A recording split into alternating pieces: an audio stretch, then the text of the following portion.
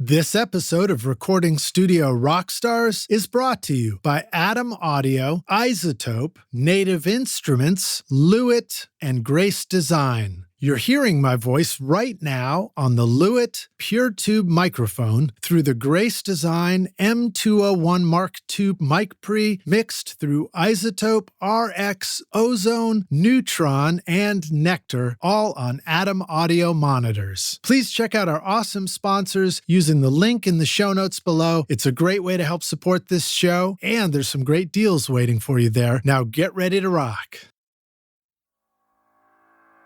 When you say no is if you don't think that people are going to be good people to you and respect you, or that you can't find one thing. Like maybe you don't like the genre of music. Maybe it just leaves you a little bit cold in general. But if you can identify one thing in that artist or that project that you can pour yourself into genuinely, then it's worth it because you will grow from the experience.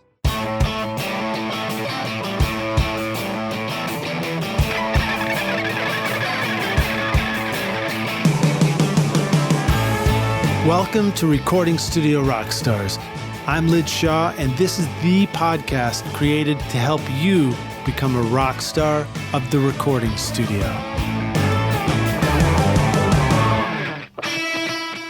Atom Audio's S-Series, crafted in Berlin, is a flagship line of reference monitors featuring 5 models. From the compact S2V all the way up to the powerful S5H, the range builds on Atom Audio's iconic heritage with new technology for improved acoustic performance. With new woofers, redesigned waveguides, and a DSP engine, the S-Series ensures accurate frequency response, consistent dispersion, enhanced detail, and a forward-looking digital connectivity. Backed by a 5-year guarantee, Atom Audio monitors embody durability and professional sound for your studio at atomaudio.com. Are you recording your own music or other people's music in your studio, but you're having trouble figuring out how to get your mixes to sound great? Do they sound kind of weak or distant or lack punch and clarity? Well, I've got a gift to help you take your mixes from sounding like basement demos to sounding much closer to professional mixes. And it's my free course called Mix Master Bundle. This course will show you how to get pro-sounding mixes from your home studio with free and stock plugins in Pro Tools, and the best part is that these mixing techniques work for you in any DAW, whether you're on Logic, Cubase, Studio One, Reaper, anything you can think of. If you're ready now to make your best record ever, then go to mixmasterbundle.com to get started for free now, and you can find the clickable link in the show notes of this episode. Howdy, Rockstars. It's your host, Lid Shaw, and welcome back to Recording Studio Rockstars, bringing you into the studio to learn from recording professionals so that you can make your best record ever and be a rock star of the studio yourself. My guest today is Jacquire King, a Grammy-winning music producer, mixer, and engineer with over 13 billion streams, if I read that correctly, and more than 35 Grammy nominations. His extensive credits include artists like Tom Waits, Kings of Leon, James Bay, Shania Twain, Modest Mouse, Smash Mouth, Norah Jones, Buddy Guy, Zach Bryan, Punch Brothers, Ingrid Michaelson, Cold War Kids, City and Color, and many, many more. And I'm actually going to quote here from his great website bio. Quote, Jacquire has just one gold record hanging in his studio. It's Mule Variations by Tom Waits, a personal favorite in the mile-long list of critically acclaimed albums, multiple Grammy Awards, and national accolades he's earned in more than 30 years as a sought-after recording engineer and producer. Jacquire grew up in Washington, D.C. area, absorbing a rich mix of influences from reggae to punk rock. While his friends were forming hardcore bands, Jacquire was studying the noise, making cassette mixes, and learning to transform raw live music into a complex listening experience. If he maintains one constant aesthetic in his work, it's blending traditional recording artistry with emerging tools and technology. Quote, curiosity moves an art form forward, so I incorporate whatever gives the artist the freedom to create. I always want to be part of that evolution. He is committed to playing an active role in the recording industry's next chapter as well, serving as an ambassador for new technology and acting as a frequent mentor to up-and-coming professionals In Jacquire's own words, I don't have any studio secrets, he says, but if I can help somebody figure out their own combination of talent and technology, I want to do that. If I can give an artist a new tool to make something great, count me in. So that's the end of the quote from the website. I think that's super relevant, particularly based on the variety of sonic palettes that show up in Jacquire's discography, which you will find in the show notes, Rockstars.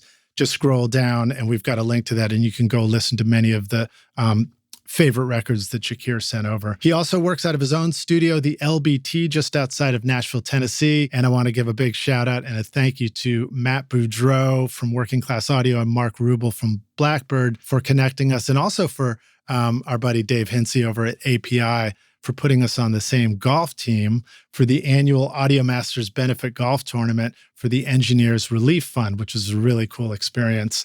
And I would say if deals really do get made on the golf course sometimes, then perhaps this interview might be one of them, because here we are today after having done that. So please welcome Jacquire King to Recording Studio Rockstars. Jacquire, welcome, man. Are you ready to rock, my friend? Thank you, Liz. I'm happy to be here. It's an honor. And yeah, I'm ready to rock. I'm always ready to rock, buddy. I figured it's great to have you here, and we really appreciate it. I know you and I have been talking about doing this for quite some time, so thank you for making time for us. Absolutely. And thank you for being patient with my life and schedule.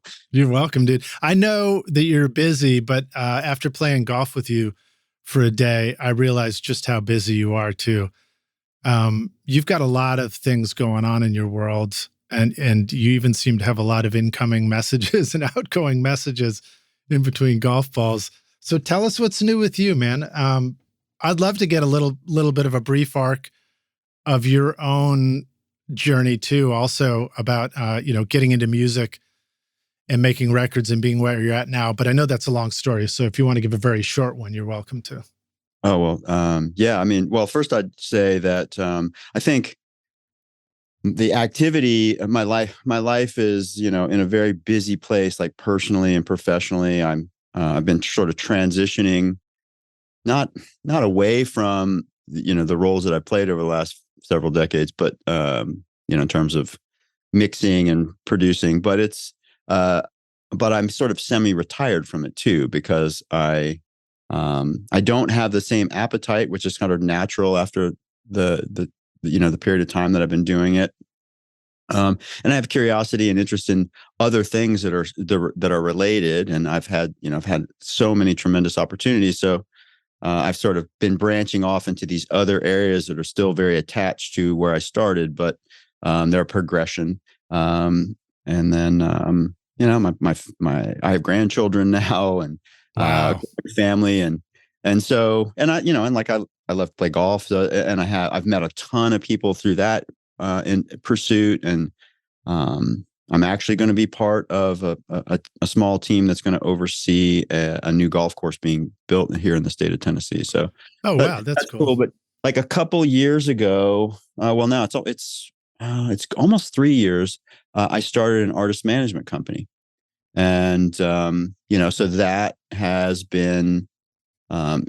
It's a side hustle still, just because we've been growing. My partner, Rich Naumoff, and I have been growing our company and sort of pouring a lot of sweat equity into it. But it's really starting to pay off, and really enjoy it. So that's pretty time consuming. I mean, I knew that that role and that space was pretty demanding, but I didn't. You don't really realize the full scope of it until till you're there. So we're building a company, and, fortunately, while we're building our company, we've had a lot of success with our artists. We've signed we currently have 4 on the roster. All of them have been signed to record deals, publishing. So that's been a lot of fun, but, especially when you assign. We have an artist, Rouet. It's a duo band. We've signed them to Sony Music, and we released a single earlier this year called Karma, and we did that with a strategic partnership with Volcom, the lifestyle sort of surf skate apparel brand, and they, because Volcom used to have a label, and they used to have a label, and they are interested to kind of get back into the music space and partnering with artists. So they identified Rue, and we partnered with them as the first artist to reignite this rollout and initiative. So we released Karma in early this year. I think it was February, and yesterday we just that song just achieved 1 million streams. Wow. Yeah. And, sort of part of the strategy with them was also leveraging social media. And, so we've now signed to Sony Music. And, when you sign to a major label, there's a massive amount of teams and support that you have to, you kind of get acquainted with, and the infrastructure that's, created. There's a lot of phone calls and a lot of legal work and so forth and so on. Yeah. And we have a really fantastic agent that's come on to represent them. So it's a very busy season, but, we're learning and growing, and it's super exciting. It's super exciting. And Oliver Hazard, we've signed them to Network Music. So a little bit of the genesis of the management company is, and I tried this, probably more than a decade ago. It's probably been 15 years ago. A friend of mine, John Stinson, and I started a management company.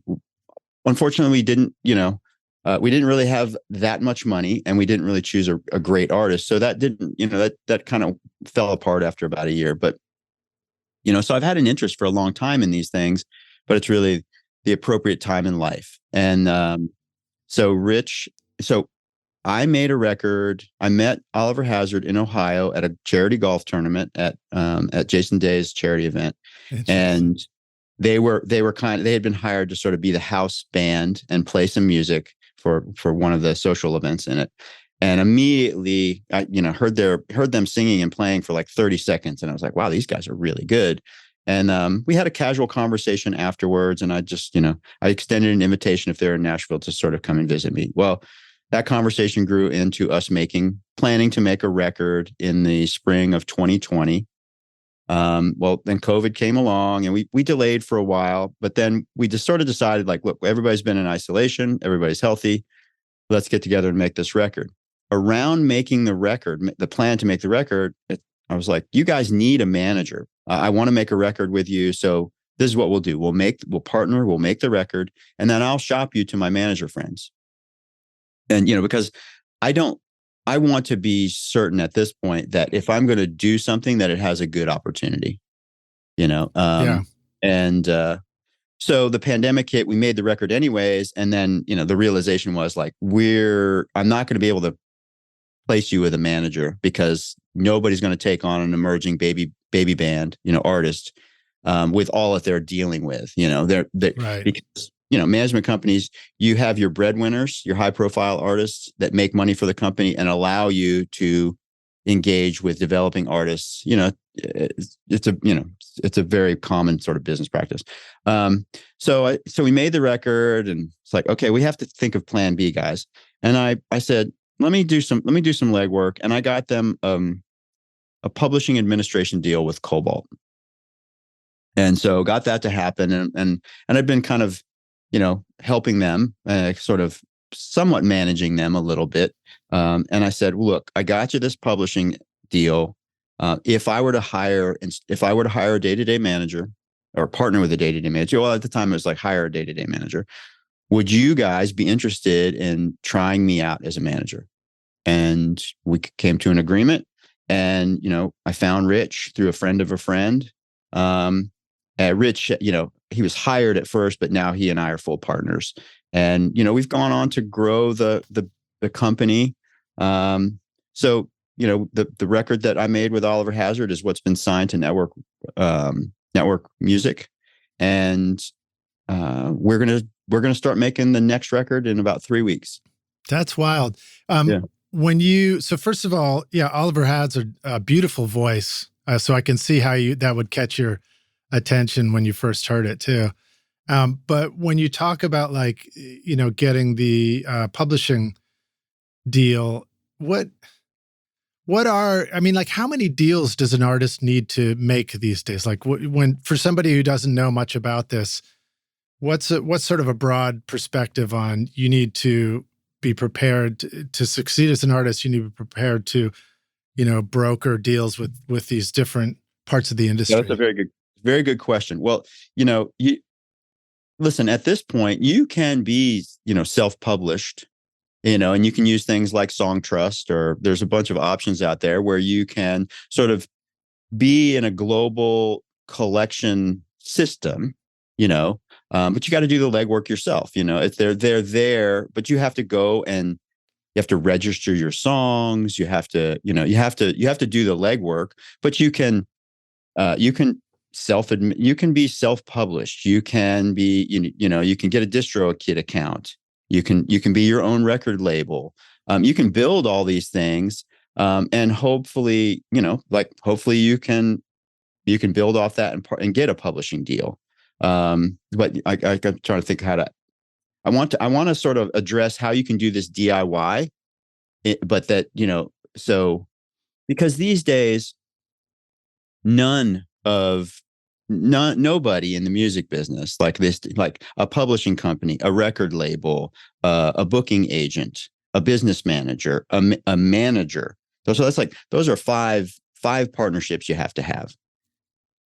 Almost, almost none of them will take on an artist that has not built a following, or does not have released music, or that has not shown some uh have done some work to build a fan base and kind of put themselves out there. It's not a dreamer's. It's not.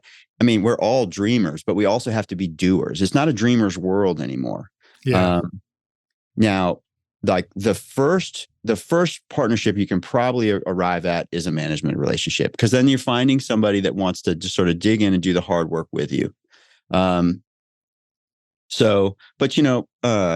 you can self-release music, you can self-publish music, you can book your own shows, and then you should also, there's lots of really great tools for you to be able to manage your money. Have a website with online merchandise. The most critical part of, and then there's social media. I mean, that's a big aspect of it. Social media managers. I mean, then you're putting the hands of your brand into someone else that is kind of doing an interpretation.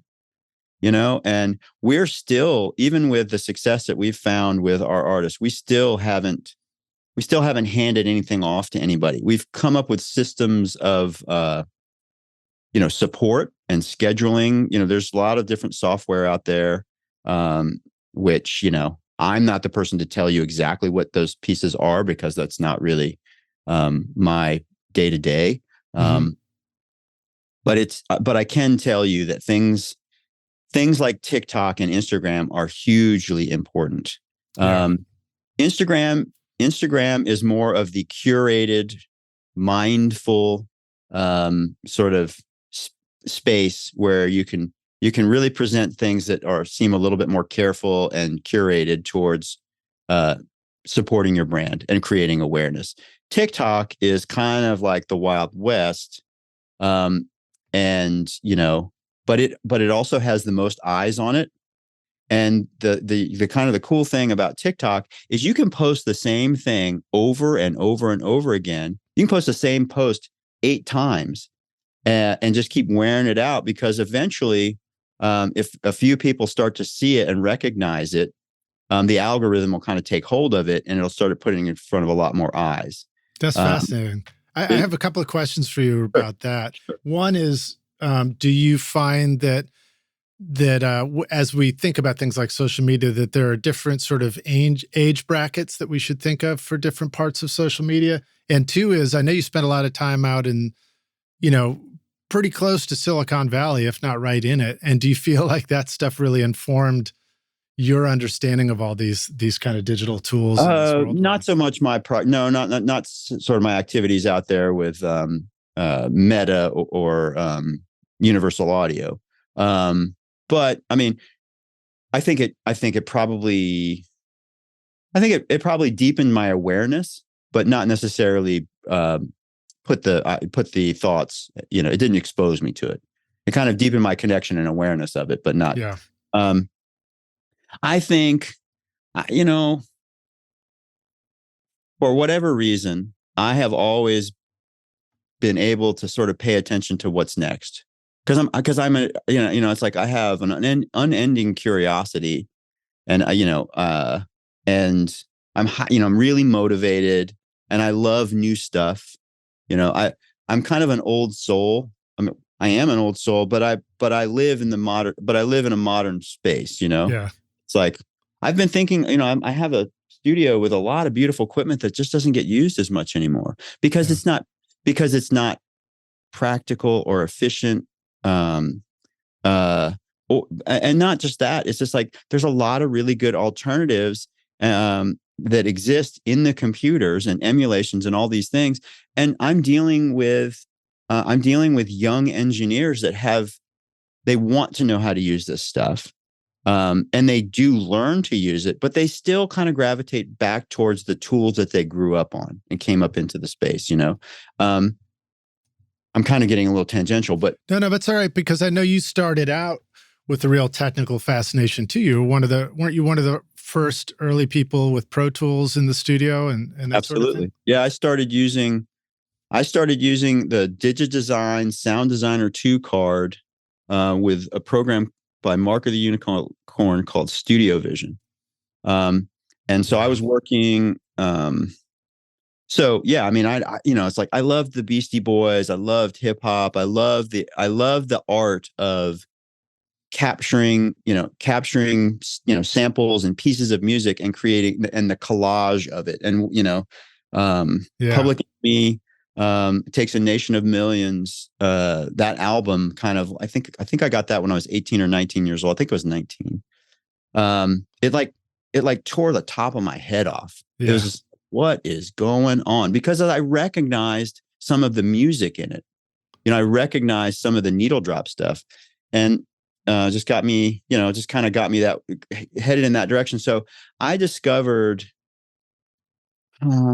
this is probably around 1989 or 90, 91. It's a little fuzzy now, but at that time, very early 90s, you could use a Studio Design, Sound Designer 2 card, DigiDesign Sound Designer 2 card. And with this Mark of the Unicorn Studio Vision, you could have 4 tracks of digital audio.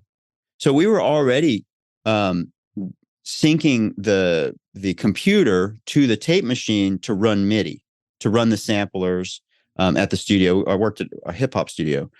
One of the studios I worked at was a hip hop studio. So we did that. That was like every day, and so it's like, oh wow, I can have 4 tracks of digital audio, and instead of like grabbing something off the tape in a sampler and then flying it back, I could have a much slicker way to capture audio and edit. Do you remember the transition from thinking of that, that the computer as an external thing that you go to and bring back to the master tapes, to the point at which you were like, why are we going back to the tape? Why don't we just keep this in the computer? And that's sort of similar to what you're saying now. It's like you've got all the old tools, but at a certain point you start thinking, you know what, why don't we I can also do this in the computer. Well, it's really only been in the last decade. It's only really been in the last decade where I thought where the technology of the computer and the emulations and the infrastructure, the way all that can be, like computer power and everything else, can kind of be handled. I mean, gosh, it's like early Pro Tools, and when we only had 16 tracks and no playlists. I mean, you had to be merciless, and we had like some really crazy kind of workarounds to be able to capture audio in playlist type of ways, and you just didn't have the real estate in the DAW to be able to have even 24 tracks, so you had to be, it'd be really, really creative. And, so it's just like, it's always been kind of this limitation and kind of like arriving now in the last 5 years. I'm almost, I don't have any tape machines anymore. I think I sold my last tape machine 2 years ago. But I've had, I don't know, maybe I don't know, 8 or more, probably around 8 tape machines in my life, or maybe more. I don't know. But, it's like I got away from that. It's control. I mean, I am a huge fan, and this is not because because I'm like a universal audio guy. I'm a huge fan of Luna and the way that it sounds and the way that it works. I don't need tape anymore. I honestly do not need it. Now, can we sit here and argue about, can you tell the difference between, an all analog record and maybe what is being done, digitally in Luna? Well, sure. Maybe there's some small qualities, and maybe someone's really attached to those very slight differences. But at the end of the day, we're just trying to tell the truth of art. Right. And, so it's just like those things. It's like, I mean, it's fine if people want to argue about it. I don't care. I feel like, with over the last few years, especially, I know I've been involved with Universal Audio for, I don't know, it's probably going on it's at least a decade and a half. Yeah. I've been very instrumental and participated in the development of these things. I've had a voice in it, along with a lot of other people, like my very good friends, Vance Powell and Fab DuPont. They also have had an impact in all of this. And then there's a whole legion of others, and, don't want to leave anybody out, but, I'm all in on it, and it's, like I have a pair of 1081 sitting right here. I don't know how much they're worth. They're probably worth 15 grand or more. It's like, I have an original Blue Stripe back there. They're beautiful, and I use them for years extensively, but, they don't sound they're not as reliable, and easy to use as the in the box equivalents. And, so,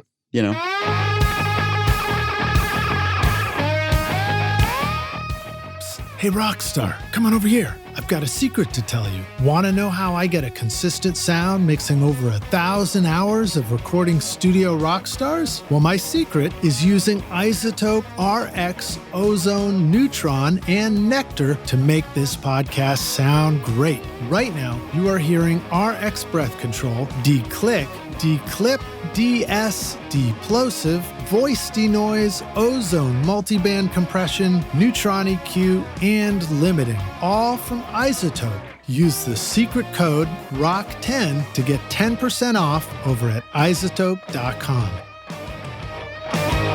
I find there are places where I still feel like, despite having the tool in the computer, I love the process that I used to do outside of the computer. And I forgot which record it was of yours that I was listening to. Sorry, I try to be able to pivot that fast, but it was one of your mixes, I think, where I noticed that like just the delay throws would happen on certain words and stuff like that. And I think of that as an example. There are what to you are ways that you use this digital stuff, but you also let yourself be expressive in the moment, where it happened once and that was the great take.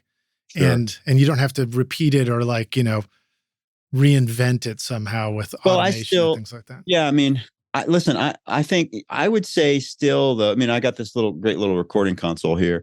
I would say it's still about 50% of the time that we're in a tracking environment, that we'll use the analog paths. It's like I'm not 100. I'm 100% in Luna when it comes to mixing, but recording it's probably only about 50%. It depends on the type of session, where it depends on the type of session, who's involved, where where we're going, and just what the vibe is. Yeah. I think when I have to be, so if it's something where the guys, that work with me, the younger guys that work with me in the studio, if it's the kind of thing where they're really going to be at the controls more, we probably end up doing the in the computer a bit, it's a bit more. It's not exclusive because they also do the analog thing. But with me, it's more if I'm the one that's got my hands all over everything and moving fast, it's more the analog gear. Yeah. Because I don't have to have somebody move out of the chair. It doesn't not necessarily because of the sonic result, but it's like what you're talking about. It's it's sort of like an engagement in a process. Yeah. But either way, it's like I have the ability to hook up a bunch of pedals and tape delay and stuff. it's pretty frequent then when I'm recording certain things, that I'm creating effects in the moment, you know, Yeah. and keeping those things and using some analog processes that I have developed over the years that are unique to me, or they're like, it's like a special little piece that not a lot of other people have. I still think it's very important for me to put a little bit of extra sauce that I have in it so that it stands apart. Because the other thing is if everybody's in the computer, we're all using the same plugins. It's like we're all on the same desk, so it does kind of like take away a little bit of the sonic variety. So I try to mix it up. Well, that's but even one of the if nice things. Primarily in the box, I still, we still loop things out to analog. Yeah, that's one of the nice things. The reminder, you hear this message too, when everybody has the same tools and opportunities, we want to remember that the one thing that makes us stand out from everybody else is ourself, and you're talking about that, putting yourself into what you're recording through your expression, and in fact, one of the questions I even wrote down, I think it was, if I pronounce it right, Niall Horan, Flicker, you got a conductor credit on there. And I think about what we think of conductor as, in front of the orchestra, which that may have been, but also what you're describing in the studio. These are all our conductor moments as producers and engineers and mixers. Yeah. And that's more, I didn't stand in front of the string section and conduct them. I mean, I was definitely, it's like, as a producer, you're obviously part of the decision making and the execution of that, but I wasn't like a conductor in the traditional sense, as you pointed out. It is sort of, yeah, you're conducting people, which, in a way you do that in the studio anyway as a producer, but like Flicker was kind of recorded live off the floor primarily, right? Like the main instrumentation throughout the song is part of a performance. It was very in the moment, and there's a lot of stuff going on. And I remember Jacquire, who played the piano and keyboards on it.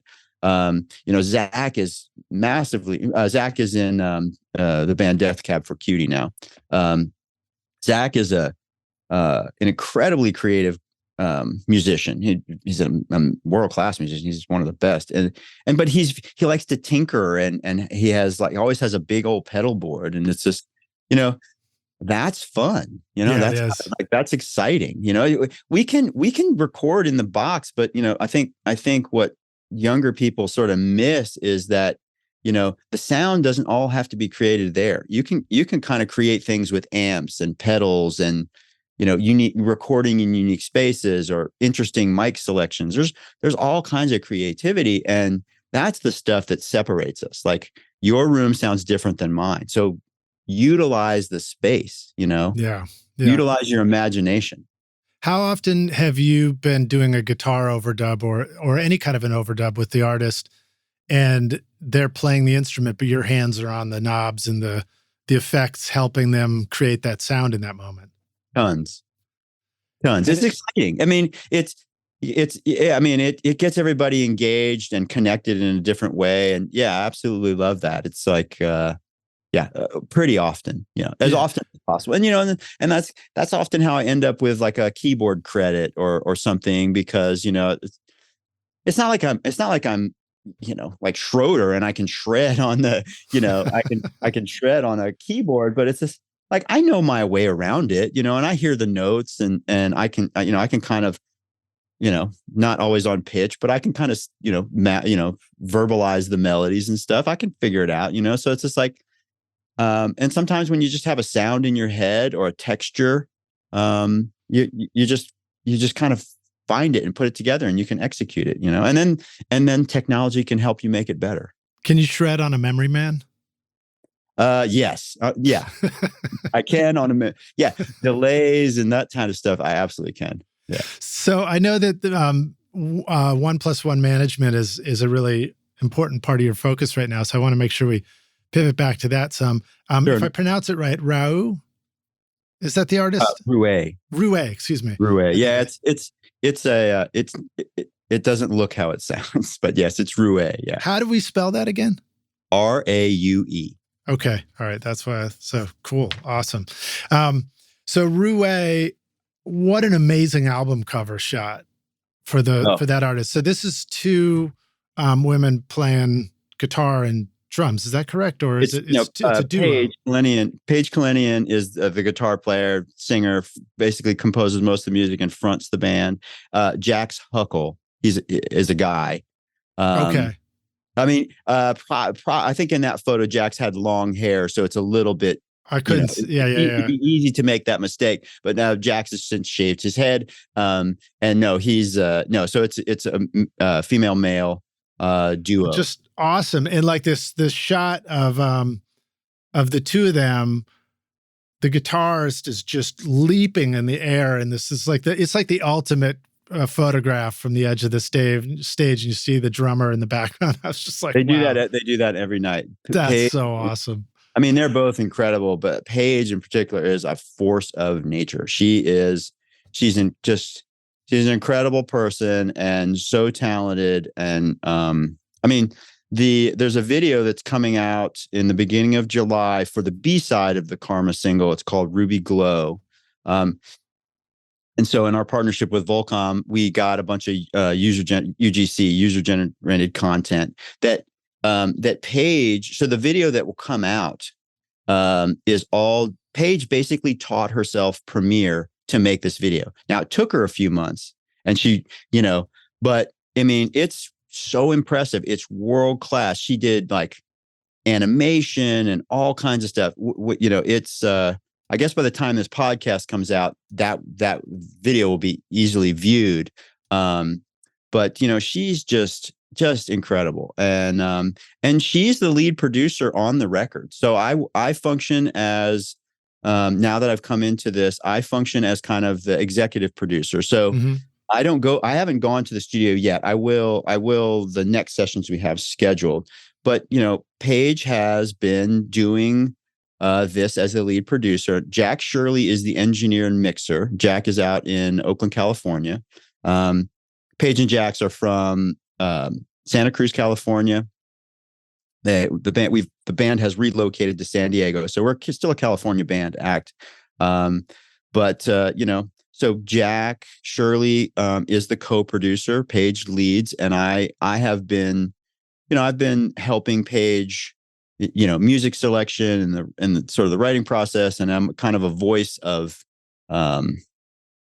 just a voice in it, and kind of mentoring her, because she's so capable, and I, don't fix what isn't broken. I just want to help expand. I've enabled her and pushed her, and been a sounding board for her, but I'm letting Paige be Paige, and Jackson Paige be Roué, and it's been a lot of fun. So, and I think that photo you're referring to is captured by a very, very wonderful photographer, Gary Copeland. And it's an iconic photo. Yeah. It's the kind of, I mean, it's funny because I've been on stage with a guitar, and I've tried to do the leaping guitar, chord windmill thing. And it's hard to do. It's really hard to leap around and play guitar at the same time. It's amazing. She's not a big person at all, and that guitar is heavy, so it's just like, and they, the thing is like they are a duo, but there's more to the sound on the record. And when they like Paige will play bass, and keyboards and do vocal layers for the record itself. On the record. In the studio. On the record. But then they have, Paige has a massive pedal board, and then Jax has triggers that he attaches to his drum kit, and they play the samples. They're not playing to a track, but you hear the keyboards and the other stuff happens. Oh, cool. While they're playing, because they're also triggering that stuff too. So, I mean, they're incredible that they can play that at a high energy, jumping around, just really, really, truly rocking. But you get this very full sound out of it. And they figured that out. So that's an important question. And I'm sure it's one that a bridge that you've crossed before. I know you've seen live performances go from instruments on stage to people trying to figure out how do we play with these tracks from the studio, to people saying, okay, we're going to have a click in our ear, to artists saying we're just going to trigger the things. What have you noticed about that? And do you have any takeaways on how to take the studio sound to the stage like that? Well, I think I also for many years I was a live sound engineer as well. And one of the first acts that I traveled extensively with was like an industrial hip hop band. And so we did sometimes play to tracks, but they also, not only did they play to tracks, and so it was like drums, guitar, and keyboard were what the guys played on stage, oftentimes to a recorded bed track that was a stereo mix that I would run from the front of house, and then I forget how we generated a click to run some other things, but they would play samples too on top of everything. So like how that has developed, I mean, I like the way Rouet does it because it still is very much performance. I'm not a big fan of where you have to have a Pro Tools rig on stage to play all of it, because it's basically just like big fancy karaoke. Yeah, I've seen it. I've seen bands work really hard to do that. And then as a a studio guy, I feel like I'm hearing it constrict their ability to perform on stage. Absolutely. So it's always cool to hear of bands that find ways to just let it be part of the instrument, because a live performance is like, there's like the band could do anything in any moment. And that's what makes it so exciting. Absolutely. It's unique, and not being tied to a click. I mean, I have gone through seasons where, I mean, I would say the majority of my discography is not to click. But certainly, there have been seasons and times where it's really appropriate. And I do make that kind of music. It's like, it's more like genre. I'm not, it's more about genre, but like, this is a very key thing that I think is lost. Performance is being lost in record making and in the live setting. It does constrict them. I totally agree. And in the same way that I believe, sometimes the click can enable you in the studio to kind of be a guiding light, but at the same time, it's not a conversation. Like if you have four musicians, they're having a conversation. They're responding and pulling and moving with each other. The click is it's just talking to the group. It's not listening.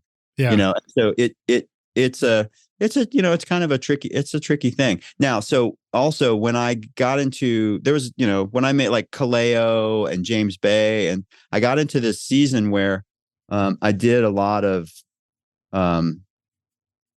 Moon Taxi. I mean, there's a bunch of records. I could just keep going, but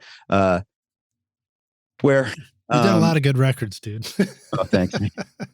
Where we would, I'd take the demos, and I would, with the help of others, Spencer Thompson of Moon Taxi has been a big collaborator with me in this, and Eric Darkin is a fabulous percussionist that been in Jimmy Buffett's band for a long time. Eric's percussion playing and his taste and the instruments he has is like unbelievable. But I have those guys. Those guys are the two main people, but I've partnered with several others as well, where we would take the demo and we would create bed tracks. Now we wouldn't replace the main instruments, but we would support it. And like, if you wanted a shaker in the verse, it's like the shaker would appear in the verse. And so when the band would perform to it, it's just like, these things are coming in. It serves a few purposes. It's like, it allows me to kind of create some vision, right, for the sessions. It also allows like to sort of manage the energy. So instead of like, so when that tambourine or those hand claps or whatever kind of comes in those sections, the drummer is then not inclined to try and fill that space, and leave the space. So it kind of informs the performance. And then when they come in off the floor and we want to listen back to something, it sounds more finished. It sounds more like a record. That maybe there's some leading guitar part, it's like, underpin it with some keys, like some cool synthy stuff. So it's almost like doing the overdubs before you do the recording. Oh, fascinating. So this is sort of like a little bit of a pre-production decision before tracking to let people relax into it. Yeah, because it's amazing how important, like how much you learn that the importance of the space, whether it's there or not there, in what you hear. And I find it's way more forgiving when you're listening on the speakers, but when you put headphones on and you go out there and play, boy, does it affect what you do. Just the teeniest little thing in there can really mess with you or make it work. Make or break it. You're absolutely right. And then I think that you're absolutely right. I think the final thing I would say is, in doing that, I also almost never, or almost always, I guess I would say, almost always I had tempo changes. It was very uncommon to have one tempo that just played through the whole song. It's like, and sometimes like we'd listen to the pre-production, we'd try to we'd play to it a little bit, and then just to try to get an understanding of what's comfortable, what do we need to turn off for right now, what's too much, like what's getting in the way, what intonation wise is a little bit funny and kind of got to throw people off or whatever, so kind of get our feet wet in that, and then maybe just turn that off and say, okay, just play the song. And then I kind of like monitor the tempo. It's like, some choruses slow down, it's not, they don't, it's like, so then like, okay, so let's make a tempo map, and because, like with the computer, you can have everything kind of like an elastic audio. It'll just conform to the tempo changes. Now, sometimes you have to reprint or redo some of that pre-production work because the sound quality is changed, but then exactly what you're going to use. And it's just kind of easy to reprint it or remake it. And just kind of move through stuff, There was one song that we did with Kaleo that had it's like 4 or 5 breaks in it, like where the music would stop and the tempo, it would get away from whatever tempo you had, and it would kind of just come in where the singer just sort of felt like it was a natural entrance. So we worked all day to figure out what all these, I think it was like 5 different sections, what these different sections felt like tempo wise. And then we had to lay it out. Then we laid it out to where we created a really generous amount of space, but not too much so that they didn't lose the vibe, but to create a generous amount of space to where they'd play the first section and then everything would stop, and then they could just let it rest. And then the next tempo would come in for the next section. And then they'd start again and play that section. And we'd repeat this process. And this was, it literally took all day to kind of get all this to get the sounds, to get the performances, to get this tempo map, to figure out how to execute this. But then, at the end of the day, then what we did is we then just took those sections and moved them closer together to where it felt natural. Yeah. And then we, sometimes we'd have to cut off a little bit of the count in that we had, because I think we were using 2-bar count ins just to or 4-bar counters just to kind of erase in the body what had just happened and get ready for the next thing. And then we just kind of like shuffled it all together, and then that became the finished product. Look, if you're like me, then you love having cool instruments in your studio, right? No matter what style of music you make, Native Instruments gives your studio all the instruments and sounds you need. From drums, loops, and beats to the coolest synthesizers, realistic strings, guitar amps, and futuristic synth pads. I love recording and tracking real bands in my studio, but then adding awesome overdubs from Contact, Massive X, Super 8, Battery, Guitar Rig, and Hybrid Keys, for example. Use the code ROCK10 now to get 10% off, or get Complete Start for free today with a bundle of 2,000 sounds and 6 gigs of samples, all over at nativeinstruments.com. It's really fun to understand when you're in the studio, in the control room, to understand Pro Tools and understand how to arrange tempos and clicks so that you can help a band achieve what they're trying to do out there like that. When you suggest to a band that the tempos are changing slightly, do you ever find it's hard to get them on board with that idea? And do you have some ways to arrive at a consensus between you and the artist that, yeah, let's let the tempo change slightly in the chorus or in this fill, as opposed to an art? Sometimes bands, they go like, oh, and maybe it's just amateur bands versus more experienced ones, but they might say, oh, no. We don't want any tempo changes. We want it to be steady all the way through. I mean, yeah, so I have come across a little bit of that, but but no, I haven't not met with much.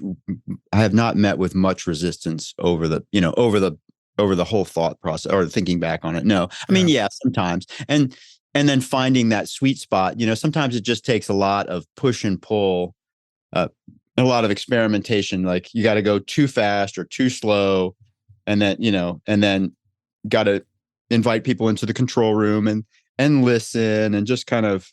And just have honest conversations. I mean, recording is hard, as you know, man. And it's an emotional roller coaster. Sometimes feelings and things kind of get a little inflamed and a little it's because it's an emotional thing. We're creative. Yeah. So it's also, I mean, it's high stakes. It's like you're working on people's hopes and dreams, their life's ambitions. So you also have to understand who you're dealing with.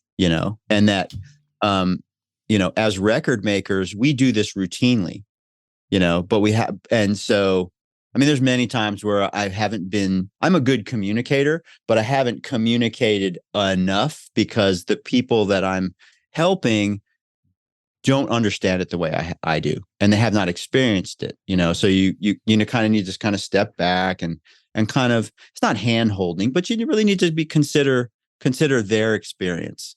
But no, I haven't really met with too much resistance. Usually you can make the point of like, and I've had to do this a couple times where it's like, look, just play the song without a click and let's just see what you guys do naturally. And we'll tempo map it out. And it's like, look, it's like, as much as you want to stay at the same tempo, you never do in this section. So And if we weren't talking about tempo, it feels right and good. Yeah. So let's figure out how to make it predictable, but we're going to have to change the tempo. You can usually get there.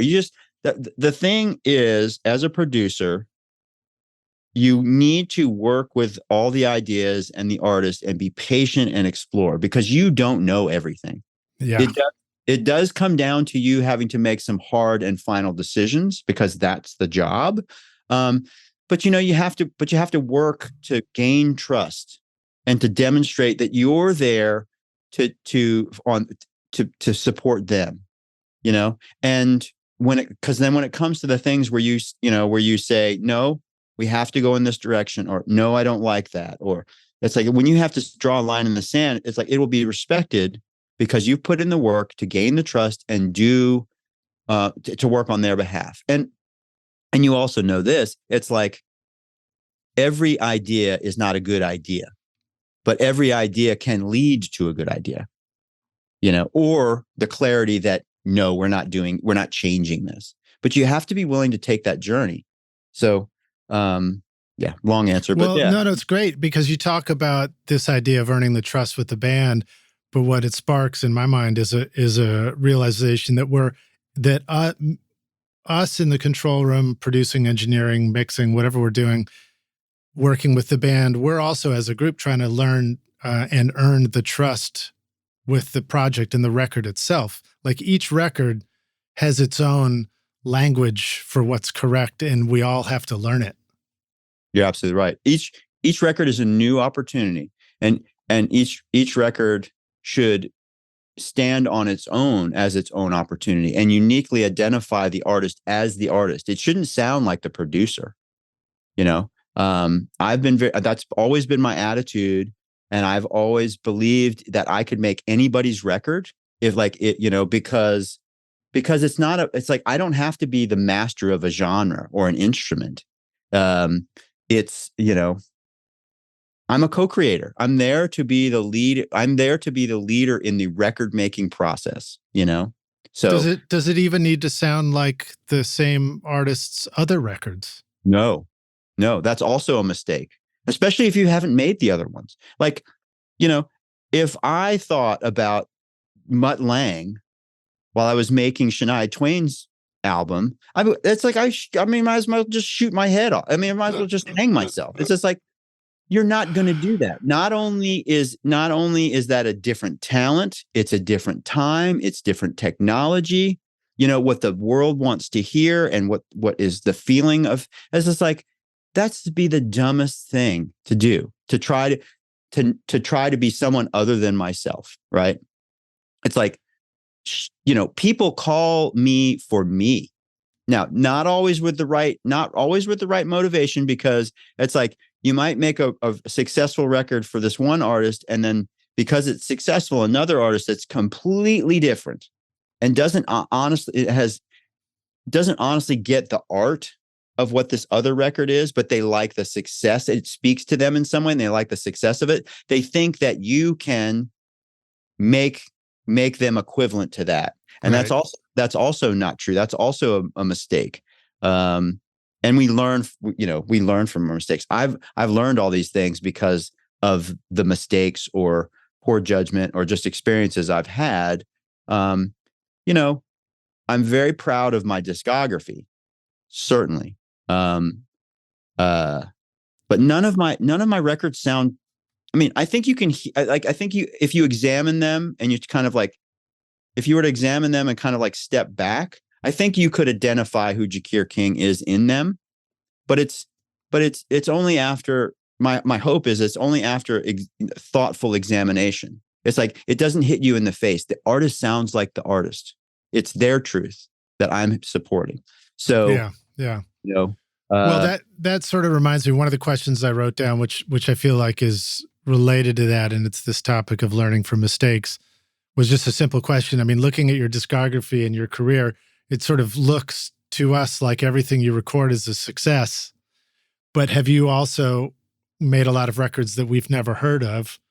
And for all of us, what's you know, how do we say, oh, I've got a good balance of that? Yeah, like, well, everything's okay. Listen, I think the playlist that we created together is 33 songs. I have made probably, you know, well over 200 albums. So that, you know, so they're, you know, and then a lot of them don't make it into the analytics, you know, like they're not on the DSPs, you know, a lot of them weren't successful. Were they a great experience? And, you know, am I proud of them? And if we put them on and listen to them, would they be enjoyable? Would I think they still sound pretty good? Yep. Probably some of it, not, you know, it's like maybe not all of it, but I'm not, you know, because I'm not infallible. I didn't, you know, it's just like I mean, that's also the secret. It's just like, I'm not trying to do this all on my terms. If I think I was trying to do this all on my terms, I don't think we'd be sitting here having this conversation. I'm making the artist record. You know, I have a profound impact on it. And I feel like in some cases, and I don't mean this to sound egotistical, but I feel like in several cases, I've made some artist's best record, you know? And that's not, you know, that's not really to pat myself on the back. It's just, I think I've approached it the right way. I've been part of creating the right opportunity for all of us, you know, but I've been a part of it. So, but you know, further to your question, it's like, most people know me for a handful of things, you know, and I think this is true of all of our heroes. We know them from a handful of their work that really stands out. Doesn't mean that the quality of their work wasn't, you know, there on all the rest, and that the experience wasn't great and the art wasn't great. It's just sort of the law of averages and the way the world works. You know, so so we just have to sort of like think about that. If we were to think about all of our heroes, and then, you know, without researching it on Google, like from your mind, if you could like jot down some of the things that you acknowledge their heroes for, it's just a handful of things, you know, and I fit right in there. And so, So this is another thing. I speak to Mark Rubel has me come and talk to all the graduating classes. I'm the last person to speak to all the classes at Blackbird Academy.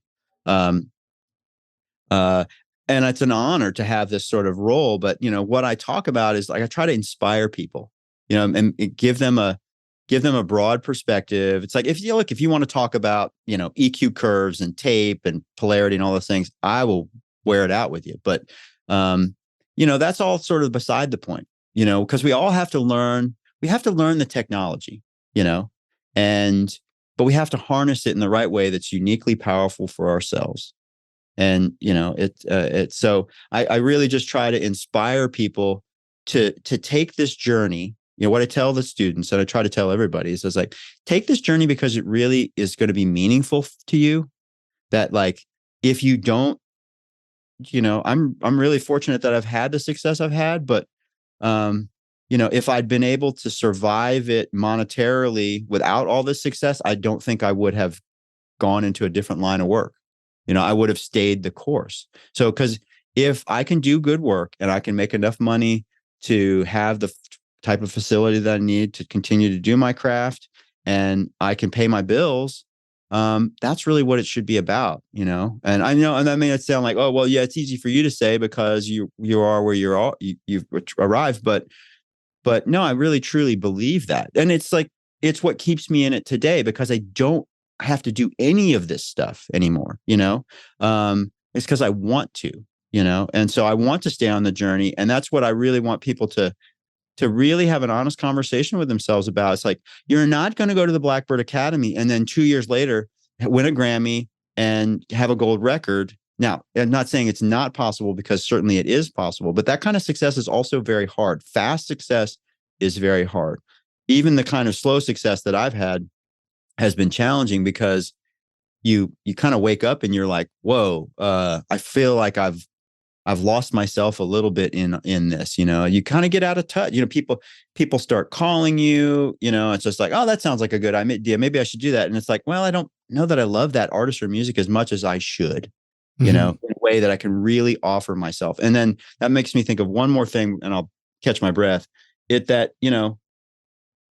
I now have the opportunity to take the projects that I want to take and say, yes, I have that ability to say yes or no. I'm interested, not interested. I'm not the right person. I feel like I'm the right person. I'd be really excited to do this. But, to get to that place, you have to say yes to a lot of stuff.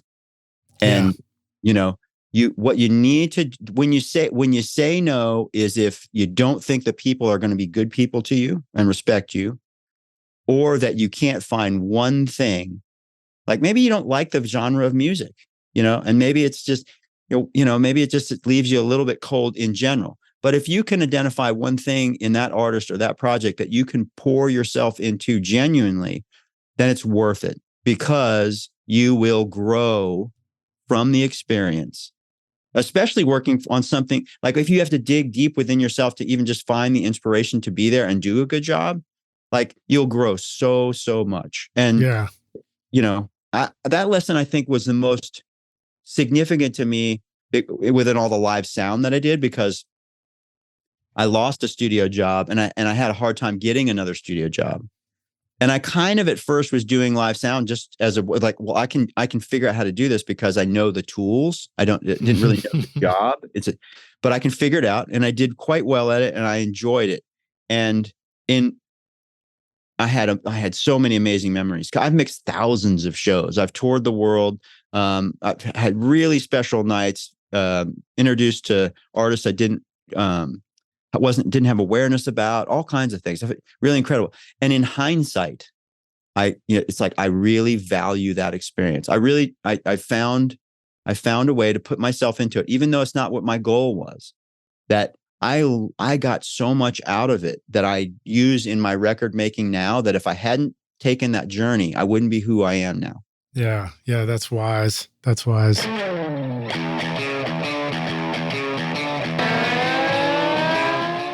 The S Series by Adam Audio, crafted in Berlin, is a flagship line of reference monitors, blending advanced engineering and in-house design. With 5 models in various sizes and configurations, these monitors build on Adam Audio's iconic heritage while incorporating new technology for improved acoustic performance. The range includes the compact S2V with the 7-inch woofer, the 3-way S3H with twin 7-inch woofers, the vertical S3V with a single 9-inch woofer, and the powerful S5H and S5V main monitors featuring a 12-inch woofer and exceeding 131 dBSPL per pair. Despite differences in size and power, all these models provide highly analytical sound for professional audio applications. The S Series includes new woofers, mid-range drivers, redesigned waveguides, and a DSP engine for crossover optimization. The result is accurate frequency response, consistent dispersion, enhanced detail in bass and mid frequencies with wider frequency ranges, and forward-looking digital connectivity, all in a durable design.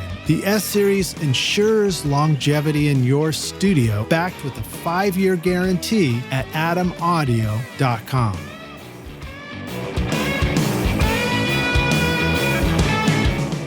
I am massively impressed with iZotope Ozone. I've been mastering a lot of my records recently, and Ozone makes it so easy for me to get a fantastic sound. The Mastering Assistant will help you get started by measuring your track and suggesting all the settings you need for a professional result based on the genre and EQ curve of your choice. You can even reference a specific song if you want, using simple yet sophisticated modules like Clarity, Impact, Low-End Focus, Stabilizer, Imager, Exciter, and Spectral Shaping, along with powerful dynamic EQ, compression, and limiting. You simply adjust the settings to your own taste and it sounds incredible. And the magic of master rebalance means you can reach into your mix at the mastering stage and manipulate the vocal, bass, and drums. My bandmates are pretty demanding of my mixes, but now when I send off the masters for approval and get comments back like, "Holy bleep, pristine, damn good mastering, crystal clear, you're a wizard, finally I love my singing, and the drums and bass sound huge," well then I know I'm doing something right. So check out the newest Ozone, RX, and all the other great apps at iZotope.com and use the code ROCK10 to get 10% off. Hey Rockstars, we're back now for the jam session. My guest today is Jacquire King, joining us from his studio, LBT, in Franklin, right? Are you out in Franklin? Yeah, I'm in Franklin. Yeah, it's Franklin, All right. Tennessee. So yeah, 20 minutes south of Nashville. Sweet. You ready to jam? Yeah, I'm ready to jam. Let's go, brother. Right, man. Speaking of which, I don't think we talked about it much, but you know, you've got a beautiful gold top Les Paul behind you on the wall. And I know in your bio, you talked about your friends were starting punk rock bands and you got fascinated by the tech side of things. Did you also play a lot of guitar, or did you have a sort of a musician chapter to your career as well?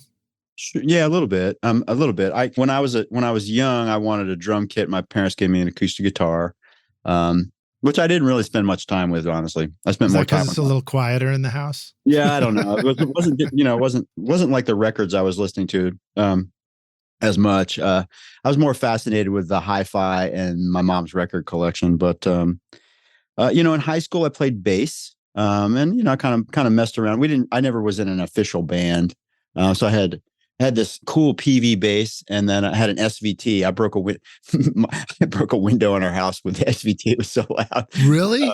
Yeah. It probably wasn't good for my hearing, but and then probably when I was, I think I was about 19, I got a guitar. I got a Les Paul. I got a guitar. I was 18 or 19, and then so I was playing guitar when I started. I was still playing guitar when I started my first assistant engineer job, and I did play in some bands that had come into the studio and made records with me, back at that time. And so since that time, I've always pretty much always had some guitars and amps around. And like I said, we had a piano at home when I was growing up, and I played a little bit. I think I took piano lessons for like 6 months, but I've never been very disciplined about playing an instrument. I definitely have a very good understanding, and I'll sit around occasionally and kind of play guitar. I have learned to play drums as an adult. Nice. Owning drum kits, it's like, well, it's just like, well, I own a drum kit. I might as well do what I wanted to do when I was a kid. So, but I'm not a terribly proficient musician. I can speak the language, and I know how to make choices, and I can hear the instrumentation for making records and all that sort of stuff. So that's sort of my experience with it. Well, it's one of the things that's fascinating to me about doing this too, is like I'm similar to you. I play. I mean, I love playing, but I didn't pour my time and energy into playing for my career. I poured my time and energy into, turning knobs in front of the speakers. But during that process too, I recognized that our ears become, and our understanding of music becomes advanced, even if we don't know necessarily how to play all the things. We know exactly what it might, it's probably supposed to sound like. Mm-hmm. What about the amount that you have played and then playing in the studio? Have you found that having some guitar as a player, that you understand what sort of feels good to you when you play and it comes out of the speakers, or you play and you're in headphones? With your drumming, have you found that playing some drums has helped you understand what it should sound like when you mic up a drum kit? Do you find it can really inform us those ways? 100%. Yeah, 100%. I'm an amazing air drummer too. Yeah, certainly. Like, absolutely. I've found the same growth as you mentioned for yourself there. Just like I have a very advanced understanding, and being able, having spent the time that I did spend on the instruments, has also informed my understanding of performance. I think mixing live sound really did as well. But I think probably at this point in my life, I've spent as much time programming as I have playing instruments. Yeah. And so that's also been, and then also being such an early adopter of DAWs, and sort of, and then getting a visual representation of what feel like, okay, this music feels good. Oh, that's what it looks like. It's not all bang on the grid. It's like, right. And it's genre, like, where the bass falls on, in relationship to the beat is very different in different genres of music, and just kind of learning those things and understanding those things. It's, it's just kind of like an accumulated experience. I think, if I had the inclination to be disciplined enough to now sit down and really work on being proficient on an instrument, I think I definitely would have a massive head start.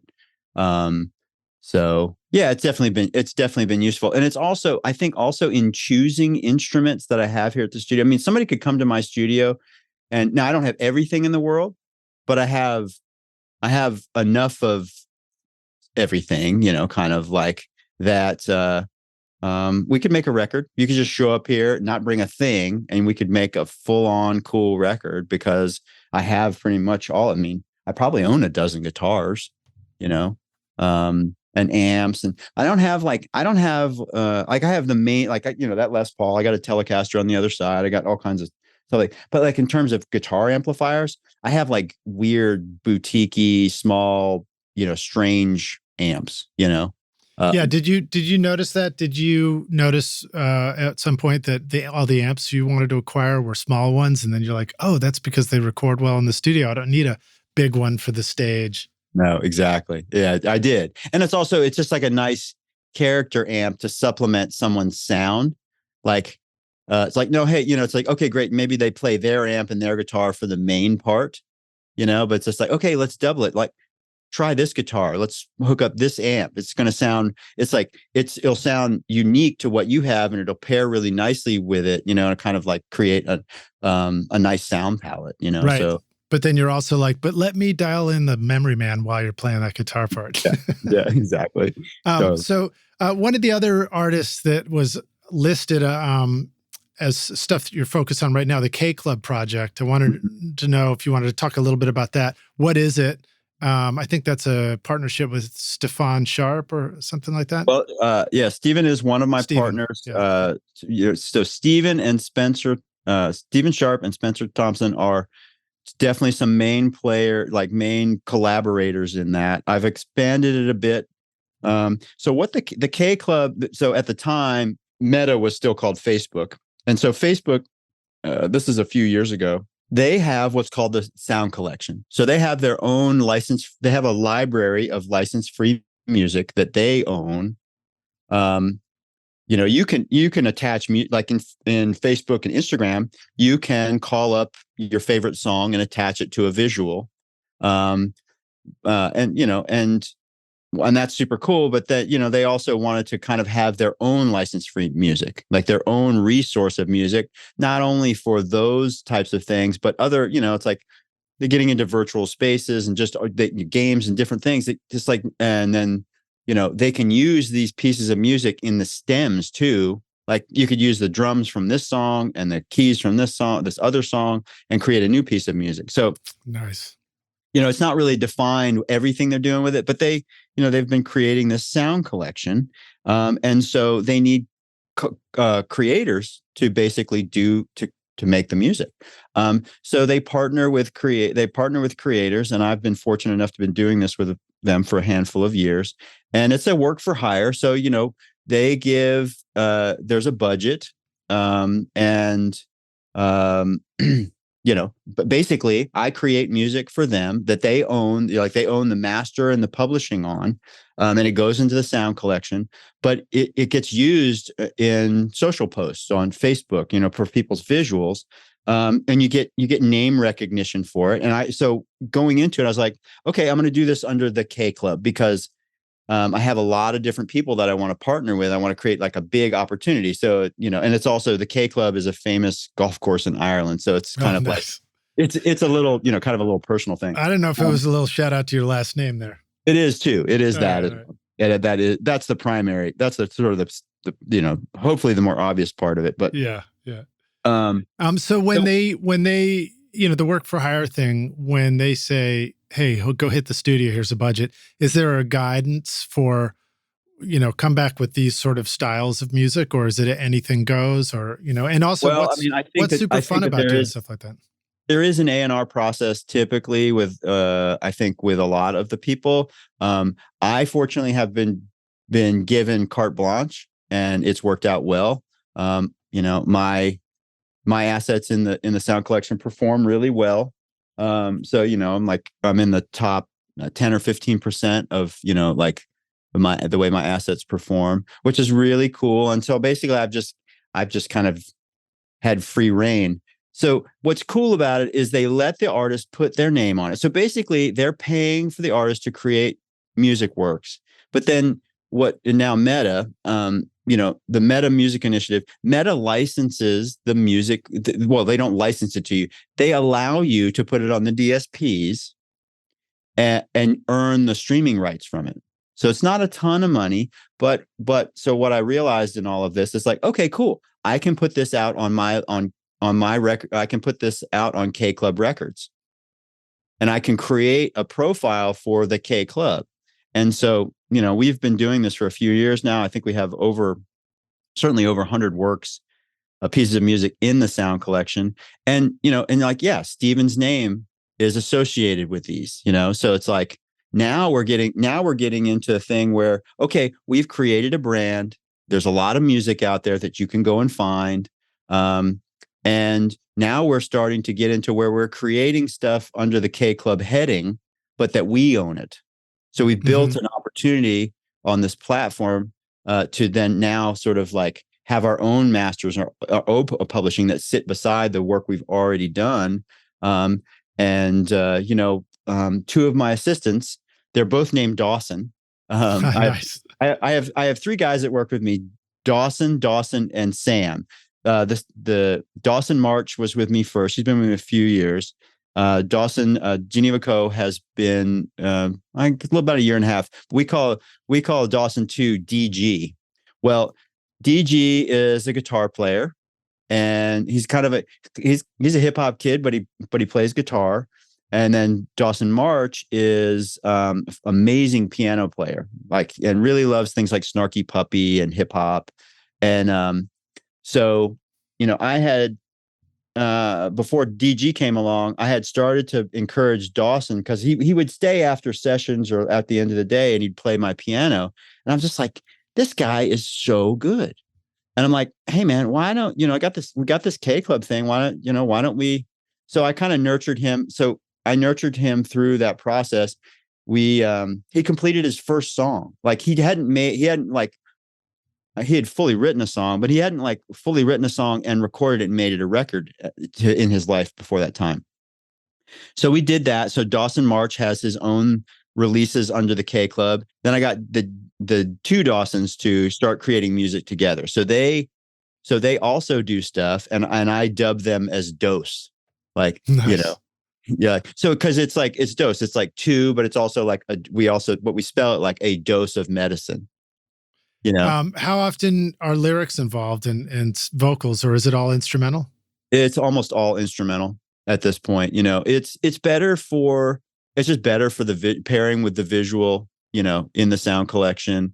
And honestly, it can be more fun. Like when I get a group of musicians together to play, it's like the freedom, because when we do band sessions for the K Club, we will come up with, I think our most in one day is 5 pieces of music, fully recorded 5 pieces of music. And that's, to do that, you're really moving. We typically do no less than 3 on a session, but we just I get a group of my favorite players to come down. That includes Josh Paul, Eli Beard, Logan Todd, Elliot Blaufus, Drew Smithers. I know I'm leaving people out, but get them to come down, and we just kind of set up, and it's like somebody, it's like I'll have an idea, and then I kind of lead them down a path, or somebody's got a riff, and everybody just kind of falls in, and we just make a jam out of it. And it's just like, okay, that's the A section. That's the B section. We need a C. We need kind of a departure. And it's just like, we make these 2.5, 3.5 minute jams, and it's just fun. There's no agenda. The reason that part of it's easier to make instrumental music, because you don't have a lyric and an artist and a song in front of you.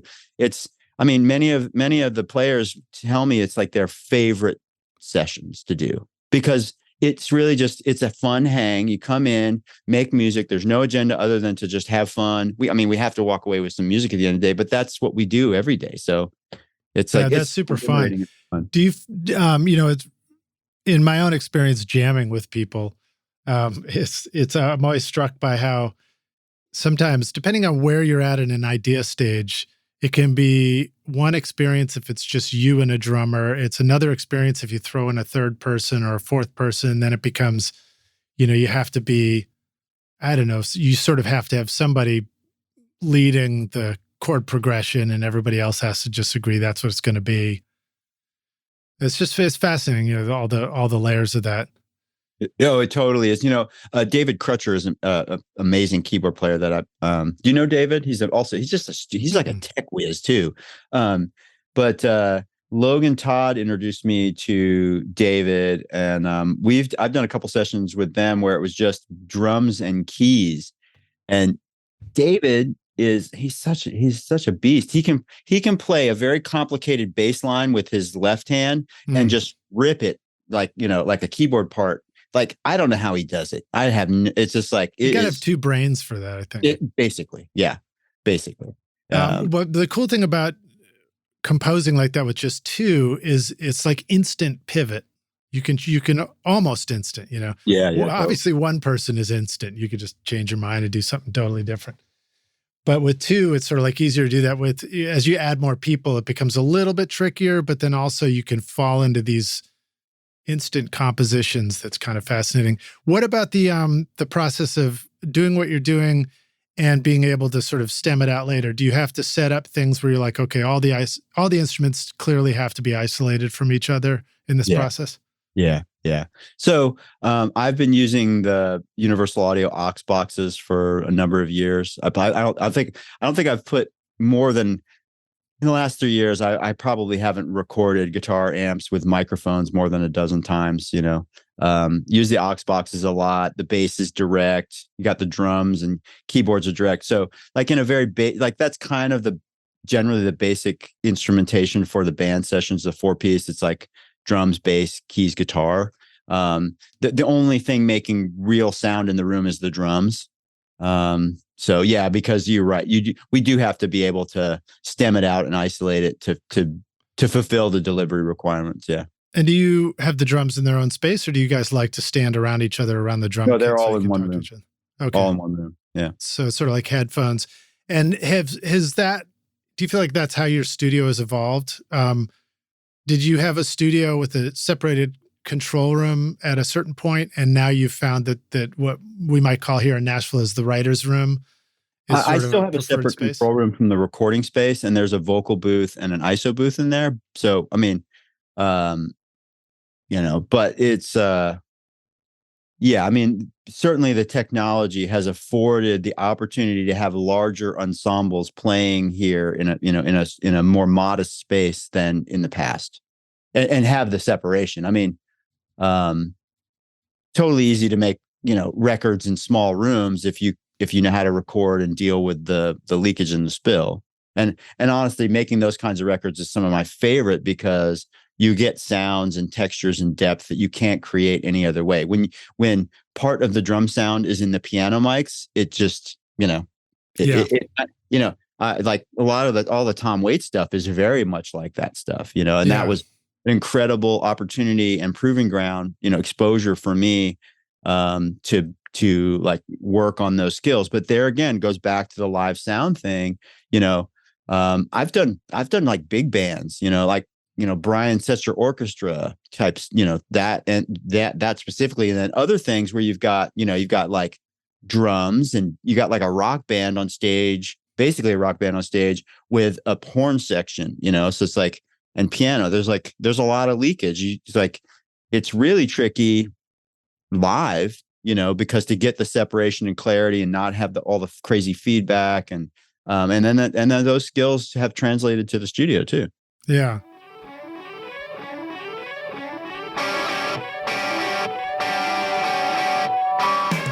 What do songwriters, music producers, DJs, EDM, TV, and film composers all have in common with you and me? We all need incredibly cool sounds that instantly transport the music we are creating to the style that we want. This is why Native Instruments is your ultimate toolkit with a massive library of sounds for your studio. Whether you want to create hip-hop, indie pop, classic rock, meditation music, pumping dance floor beats, or full orchestral arrangements, Native Instruments' complete bundle offers you everything you need, from drums, loops, and beats to wild synths, ultra-realistic strings, and vintage electric bass, guitars, and keys. The list goes on and on. I personally love recording real bands in my studio and then adding cool drum samples, synths, and futuristic keys from Battery, Contact, Massive X, Guitar Rig, and Hybrid keys, for example. Plus, it's a great way to make your productions sound modern and unique. Use the code ROCK10 to get 10% off, or get Complete Start for free today with a bundle of 2,000 sounds and 6 gigs of samples over at nativeinstruments.com.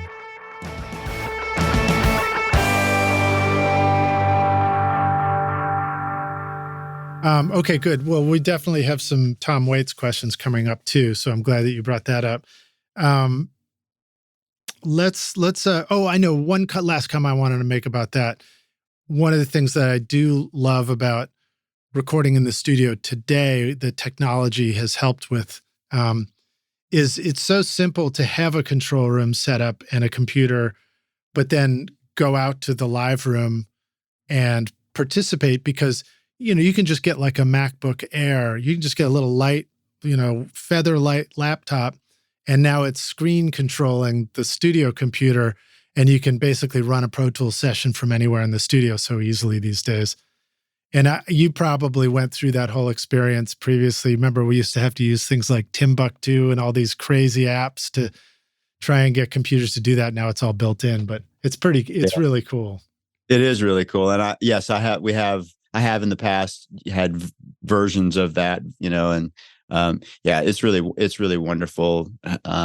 But technology is great if it's utilized in the right way. If you're utilizing it to enable the creative process instead of making it the main avenue, I guess, for the creative process. It's like, it's sort of hard to articulate that because it's a very gray area. But you have to lead with your inspiration and the humanity of all this and the musicianship of all of it, and let the technology enable you as opposed to lead with the technology. Yeah, absolutely. Because we're about to be inundated with AI music.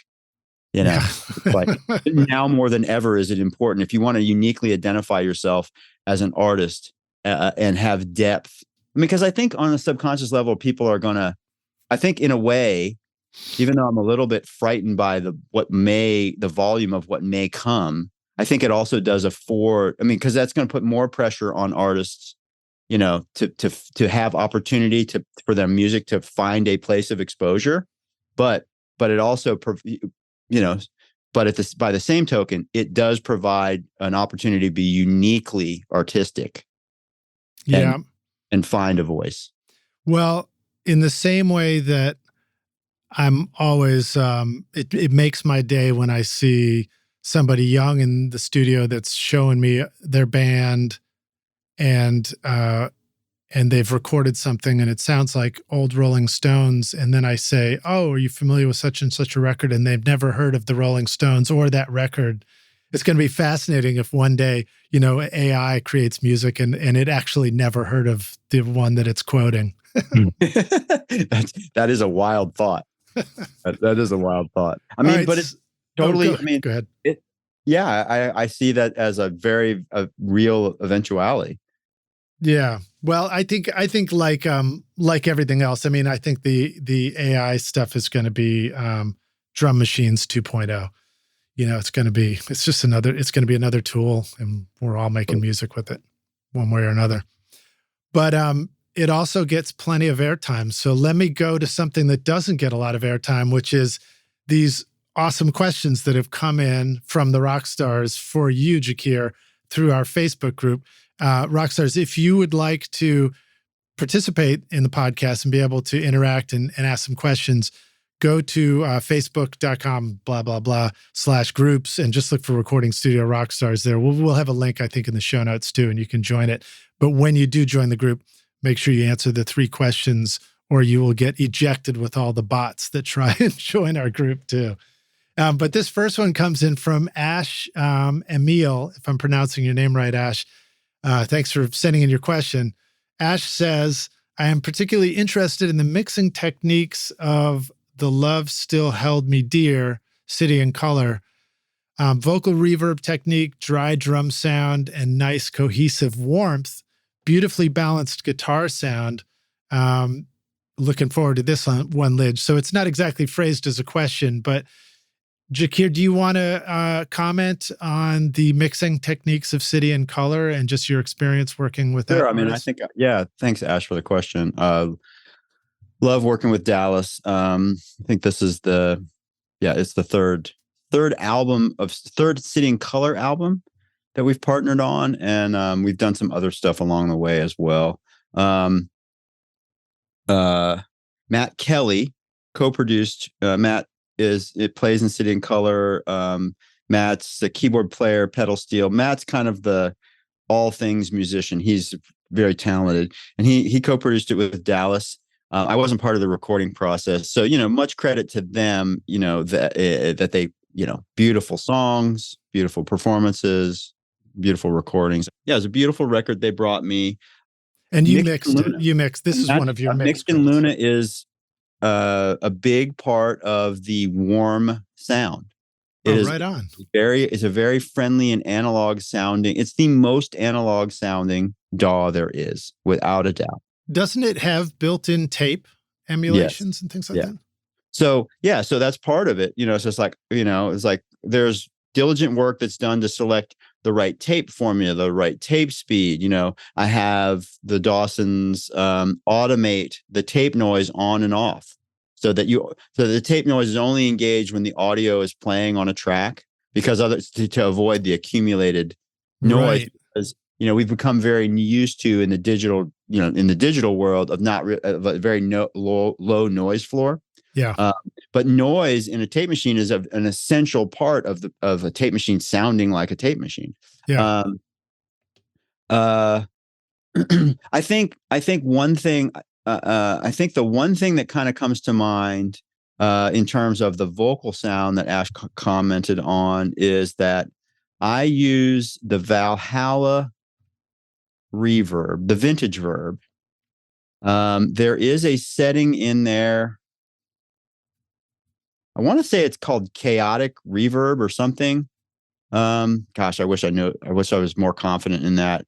But it's kind of the pre-delay on it. It's like the onset of reverb is it has kind of a unique pre-delay aspect to it. I mean, of course, you can adjust the pre-delay by milliseconds, but then there's a very unique way that it blooms, that the reverb blooms, and it's very diffused, but as soon as the reverb gets an additional input, that bloom of reverb kind of goes away and clears back up.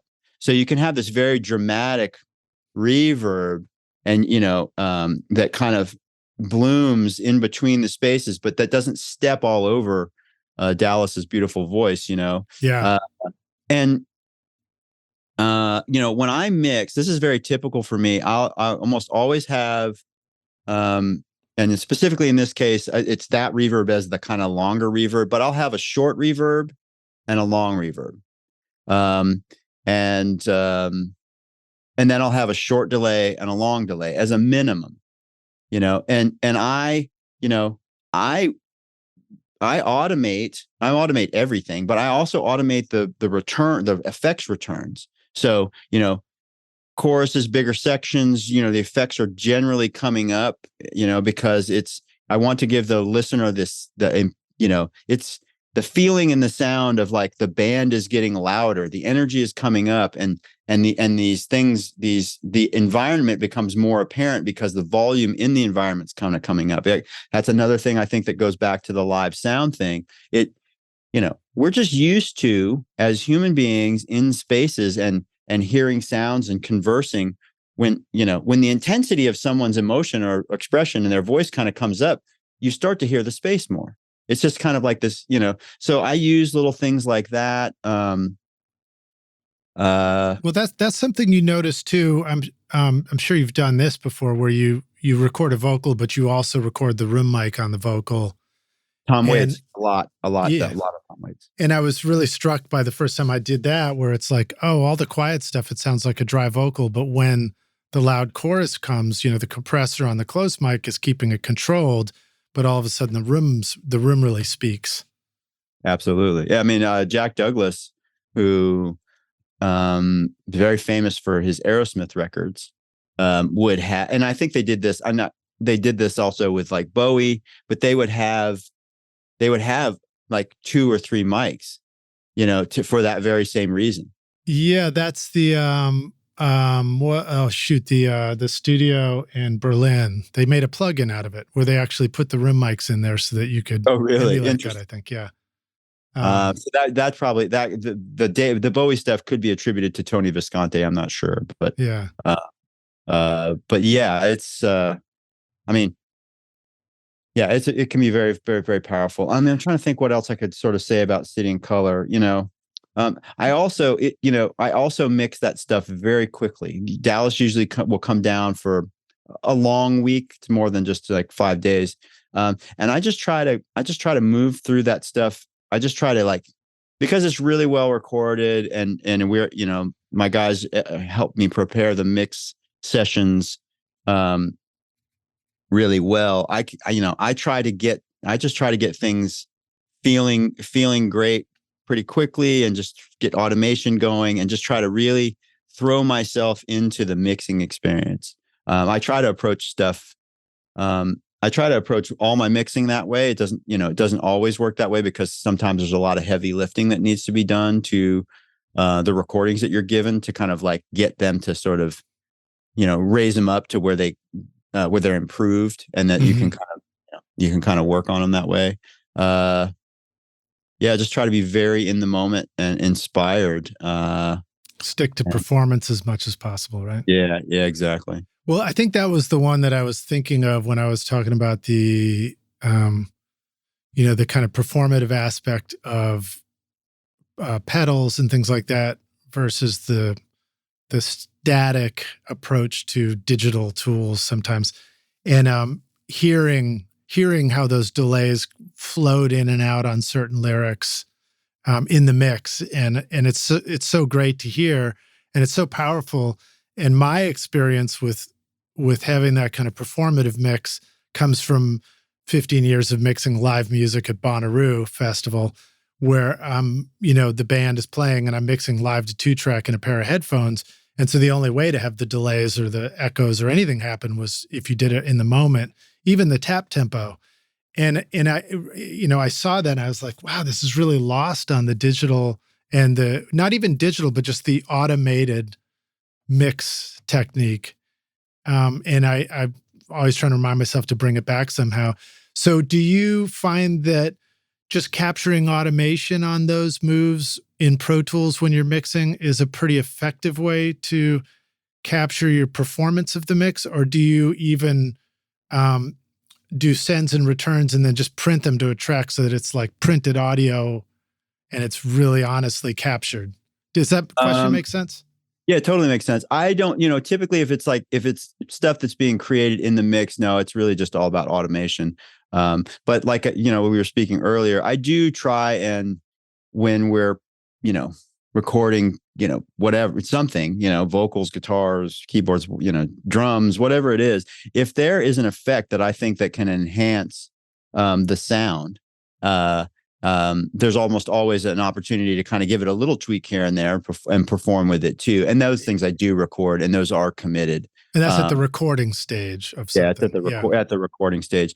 Like Kings of Leon, Only by the Night, it's like I had like probably eight buckets, or like, I had 8 sends going to, like an AMS delay or the H4000, or the DSP 4000, or, so forth into like the chamber and so forth into the plate, whatever, just all kinds of effects, it's just like, and so while we're recording, I'm turning things up, it's just like, oh, what does Caleb's guitar sound like in the Cooper Time Cube?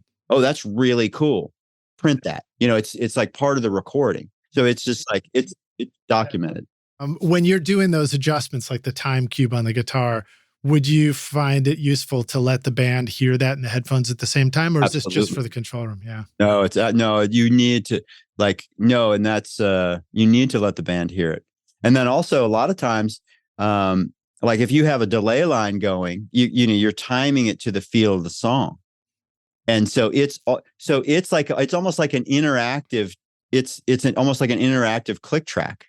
It's like, because they can feel it, they can feel that response time of whatever it is you're creating, and it's feeding in, it becomes part of the music, how they're hearing it. And then, so it becomes very informative and sort of kind of helps guide the ship, if you will. Yeah. That's what I found in Bonnaroo too, was, the effects that I was adding in real time are also going to the headphones, and it becomes it's a circular process. It's a feedback loop between the control Absolutely. room and the shared information. Floor. Absolutely. So the other part of the question I want to interject on the City and Color mix is, you spoke about the artist coming down and spending a long week with you. You've done this for a long time. You've got, I believe you've got, grown children now. You've kept a family, and what are some thoughts, or what are some lessons you've learned about balancing the intensity of a session and spending a week with an artist versus the balance against family life and personal time and that sort of thing? Yeah, well, Monet, who is my wife, is just my rock. I could not she, I mean, she really, she was at home and raised the boys, and has really taken care of all of us and supported this. For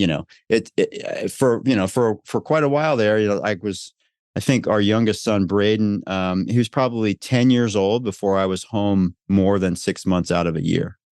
So that means that she stayed home. She couldn't have a job because, it's like, and you routinely, I would work very late. It's like I'd be on a record project and I wouldn't come home till after people were in bed, asleep.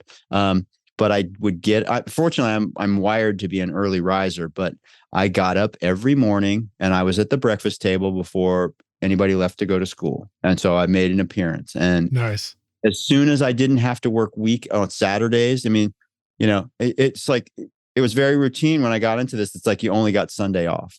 Yeah. And like, okay. So as soon as I could make it kind of like standard procedure that we didn't work on Saturdays. Now that's if I'm in town. Now, if I go away and I'm not with my family, then that's different. And I want to work as much as physically possible, given that, you do need to be able to step away for a day or two just to rest your mind and body so that you can go back and feel fresh and not work crazy long days. It's kind of like, it's the same thing. It's like, you don't want to get the diminishing results, but yeah, I mean, it's, so, just try to put in things like that, but, like exercising, like I've always been a proponent and of physical activity. I was an overweight kid. So I learned that habit early to kind of manage my own personal habits and realize that it's good for my mental clarity, manages my emotions, and kind of it is good for me. So like I learned early on about some balance and but just it's just like you've got to be willing for whatever you sign up for in life, whatever you want, you have to be willing to do the work that it takes to fulfill it all. It's like it's like, sure, was it hard sometimes? And do a lot of people experience these hardships and get divorces or, it's like, or however, it's just like, so, fortunately I have an amazing partner, my best friend, and to support me through it. But, yeah, it really is just kind of about, and it's about eating right. I partied pretty hard in my life, and that's part of being young. That's part of the environment sometimes, but, just realize like, don't get out over your skis because it's your career you're playing with, I love that you just brought skiing into it. I know exactly what you're talking about. So, and don't relax too much or your skis will wobble and you'll trip yourself up and look stupid. Yeah. So it's just, just try, like, look, we are we're walking, I don't know, we're not a chemistry. We're like we're a chemical makeup, it's just like our hearing changes every day. Our thought processes change every day, but it depends on what you eat. Sometimes it's like you can work on something for 3 days and it sounds like you're just, this sounds so good. And then you show up on the 4th day and maybe you had too much wine or too much of some food that doesn't really quite agree with you. And it kind of throws you off and you're listening. It's like, oh my gosh, this sounds terrible. It's just like, you have to realize that it's like, you got to take care of this instrument because your ears are important. You got to protect your hearing, but it's your brain that translates it, and it's your body, your whole body has to feel it, and it's not about simply what comes out of the speakers. It's also like, it's also being connected to the energy of the people around you. It's like, it's just like, is everybody tapping their foot? It's just like, those things are real, And so being in tune with that, being a good communicator, being balanced, being respectful, all these things that I kind of have touched on through the conversation, like that's where it all is. And realize that, why are you doing this? It's like, is your motivation the right motivation? Because having all those things in the right place as much as possible allow you to be your best self.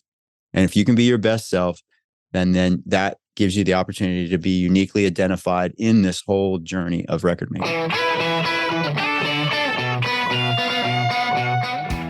Do you ever feel like the time that you've spent watching YouTube videos, trying out mix tricks, and tweaking version after version of your mixes has gotten you nowhere? Have you been looking for a simple, straightforward, step-by-step process for creating a pro mix that won't take you years to learn? What if you could have a Grammy-winning mix engineer who understood all your mixing struggles and could coach you through them? If you struggle with any of these questions, then the Ultimate Mixing Masterclass is just for you. Now you can discover the proven step-by-step mix system from Grammy-winning mixer Craig Alvin for consistently creating a pro-quality mix from your home studio that will sound amazing everywhere. Listen to this quote from one of our students, David. Quote, "Absolutely the most informative and helpful block of information and mentoring on the mix process that I've ever been a part of. That was like sitting behind a mix engineer for years, watching and picking up tips along the way, but condensed into a 6 to 7 hour session." Close quote. Look, I'm so confident that this will take your mixes to the next level that if you can't get a killer mix within 30 days, I'll give you a full refund, no questions asked. So if you're ready to take your mixes to Grammy-winning quality, then go to ultimatemixingmasterclass.com and start now by checking out the free preview of the ultimate snare mixing trick. And I'll see you at the front row table of the Grammys. Cheers. So this question comes in from John Laurie, if I'm pronouncing your name right, John. Hopefully. Come On Up to the House is one of my favorite Tom Waits songs. Always been super interested in how it was recorded. There sounds like there's so much of the room and all the instruments, and it's such a live recording, but then some particular instruments sound heaps dry. I love it when I get quotes from, pretty sure that's a down under expression. And his voice has such a gorgeous ambience around it. I'm sure I've heard elsewhere how much of the album was recorded, but that song in particular has such a mood to it that's distinct from the rest of the album. I'd love to hear if there was anything special about that song, especially the harmonica solo. That thing gets me every time. That's from John Laurie. Thanks for the question, John. Well, typically in those sessions with Tom, now we did record with bigger ensembles, like, we had Primus was in, like, on songs like Big in Japan, or we'd have multiple players. But a lot of that stuff, like Come On Up the House, would be, that would have been recorded with just, I think that was, now I'm not sure if that was Greg Cohen or Larry Taylor on bass, but it's usually just Tom and one or two other musicians that are the bed track. And we recorded that album in a very non-traditional space. It was like basically in it was on an old chicken farm, and so the recording spaces are the outbuildings, like the corn crib, or just different, like where they'd store tools or just different stuff. So like, wow, really not designed to be traditional like recording spaces. Dusty and dirt floors and stuff. What's that? Dusty and dirt floors and that kind of environment. Yeah. Concrete floor. Yeah. And there's not much separation. They're like kind of like old wood spaces, concrete block, so there's not much in the way of sound treatment or isolation. And there would be smaller spaces. Like the Waits room is probably 15 by 15 with like a 12-foot ceiling. And it's just like, wood walls and a concrete floor. But there's not like a lot of isolation from the other spaces. And sometimes we'd open the doors to their spaces, and maybe the drums would be out in another space. So, and the voice is, most of the time, Tom's vocal performance is with the recorded bed track. So whatever instrument Tom is playing and him singing, it's like, there's leakage there. Upright bass, that's you're going to hear the other instrumentation in that. Like if something's louder, like a drum kit, you kind of put that in a secondary space. That's not that there's sight line and you can hear it, but it's not so close that it's all in the piano mics, perhaps, so we capture the basic performances like that. And then things like the harmonica overdub or the harmonica part is an overdub. Mm-hmm. So The harmonica in particular, I know, was recorded in a more traditional studio space. So at the studio Prairie Sun, we were using Studio B. So we were in the control room, like using a Neve desk and a tape machine and stuff. There's a sound room out there. We just weren't really using it that much. But for things like Charlie Musselwhite, who would have played the harp, we we set those amps up in the traditional recording space of Studio B, and so overdubs, we did this a lot where you'd get like a very, not a simple like there wouldn't be a big ensemble. We'd get the song recorded with Tom's performance and a couple other musicians, and that would be the bed track. And then there would be, over a period of weeks, sometimes months, we'd kind of just keep putting stuff on it. We'd just try different instrumentation. I would say there's probably, on any song on Mule Variations, there's at least 10 or 15% of what we recorded instrument wise that you don't hear. I forget what song it is. Maybe it's Black Market. I don't know what song it is. There's a song, it might be Black Market Baby, where there was a Stroh violin overdub. And, we're moving and grooving. This stuff happens fast. And I printed that that Stroh violin too hot to tape. It's a very bright instrument. And you probably know this, Lidge. If you print something like that too hot to tape, even if you turn that channel off, it's kind of bled over. You can still on the adjacent tracks. So, it's just so that's kind of that's sort of the process of how we did things. And then those records were all mixed by hand. I say by hand because we didn't have automation on the desk. So those were the days, man. Those were the days. Everything was done manually. And it was just all very, very quickly and inspired. And but team effort, team mixing, right? Like many hands on faders, or no? Sometimes it just depended on the song and its complication. Sometimes, not a lot. I mean, Tom would help a little bit once in a while, and then Jeff, I'm drawing blank on Jeff's last name, the assistant would help a little bit, but most of it, like Oz and I were and Oz and I worked together a little bit and then independently a lot. We would just, like if you had something really complicated that where you were making a mix, where you had to make a big change, you basically would get to the point, of the mix where you were going from 24 track to half inch. You'd get to that point where the big change would have to be made, and you just stop both tape machines. You'd get the change organized, and then you just pick the mix up and print it on the half inch. And then at that transitional point, you just kind of cut between where you ended the first part and picked up the new change part, and splice the tape together. Yeah. It's very old school, very fun, very fun. Yeah. Yeah. Such a cool way to mix too. And I'm always reminded that we could at any point, we could just do that in Pro Tools if we wanted to try it. Just print it to a track, don't do any automation, just balance sounds and edit it all together and see what you get. Absolutely. I mean, and I remember assisting on a record for, I think it was a Chuck Prophet record before I produced a record for him. Chuck's great. Where, yeah, he is great. And you probably know of Chuck through Matt Brudeau, right? Brad Jones. Oh, from Brad Jones. Yeah. Okay, cool. Yes. Yeah. They're collaborators. But yeah, I remember they were making, rough mixes, like, all the time. And I remember the producer just sat with a bunch of the rough mixes and would kind of cut between them, and it was almost like he was game planning what the mix would be like.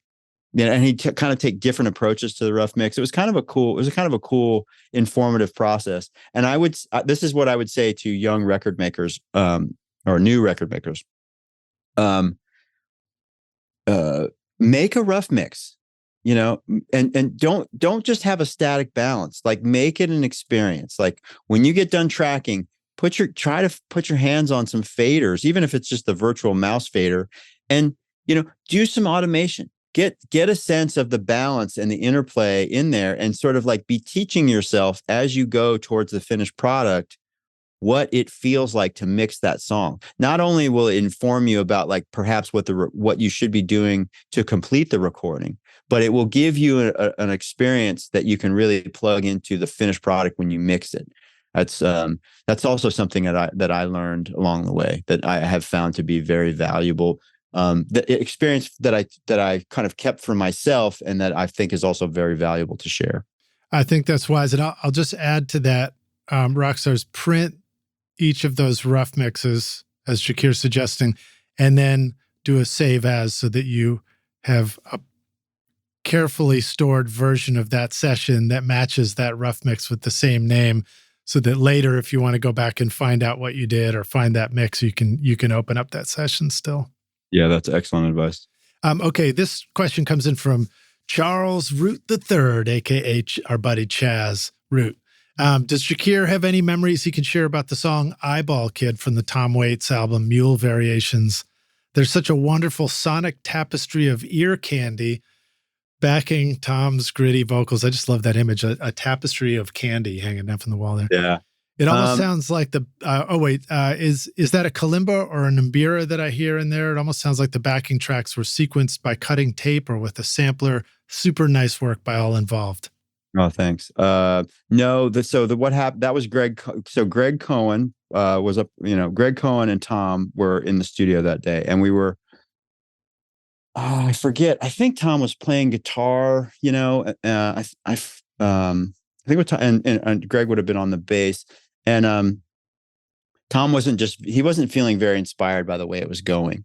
And this would happen often, he kind of, and Tom didn't play songs a lot, he wouldn't really show them to the other musicians, and he wouldn't run through them a bunch. It's like, it was either happening or it wasn't. And with Eyeball Kid, we had probably two or three kind of attempts at trying to find this thing with that instrumentation that I just mentioned. But it wasn't really feeling right.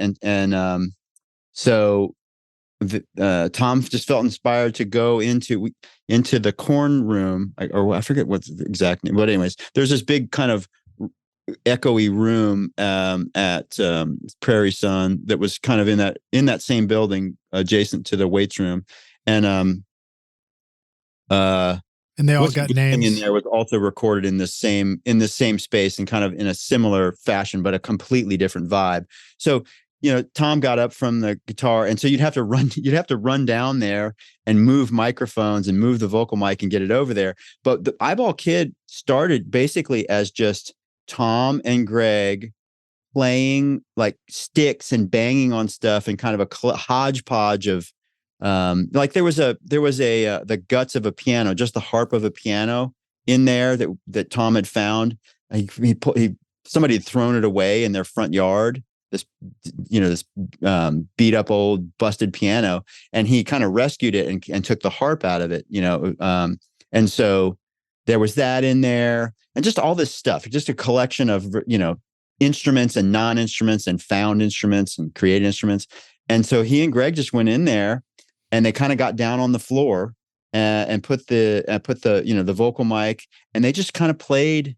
They just kind of played percussion and kind of musical like things while Tom did the vocal, and then we layered overdubs on it, and that's kind of how that happened and came to be.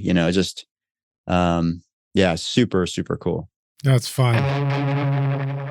This podcast is proud to present Recording Studio Rockstars Academy. Are you ready to take your recording, mixing, and mastering to the next level and make your best record ever? Then visit the Academy to find the course that's right for you. Want to record killer drums in your home studio? Then check out Rockstars of Drums to learn how to record, edit, and mix pro-sounding drums with a professional Nashville session drummer in a Grammy-winning studio. Or if you're ready to start mastering your own records at home, then check out Rockstars of Mastering, where I walk you through exactly how I master my own records using nothing but plugins. Plus, I take you into a world-class mastering studio, Sterling Sound, to meet with Ryan Smith and hear how he professionally mastered my record, Skadoosh, for release to streaming platforms. That's the music you hear on this podcast, Rockstars. And if mixing is your focus, then check out my free mixing course, Mix Master Bundle, where I show you how to mix using stock and free plugins in Pro Tools. Plus, you get a look at how I recorded everything in my studio and multi-track downloads for you to practice mixing and even upload to your website if you want. Are you ready to make your best record ever? Then go to recordingstudiorockstars.com/academy to get started now. Percussion is one of the moments in a record making where I feel like you get a chance to create something that's really unique.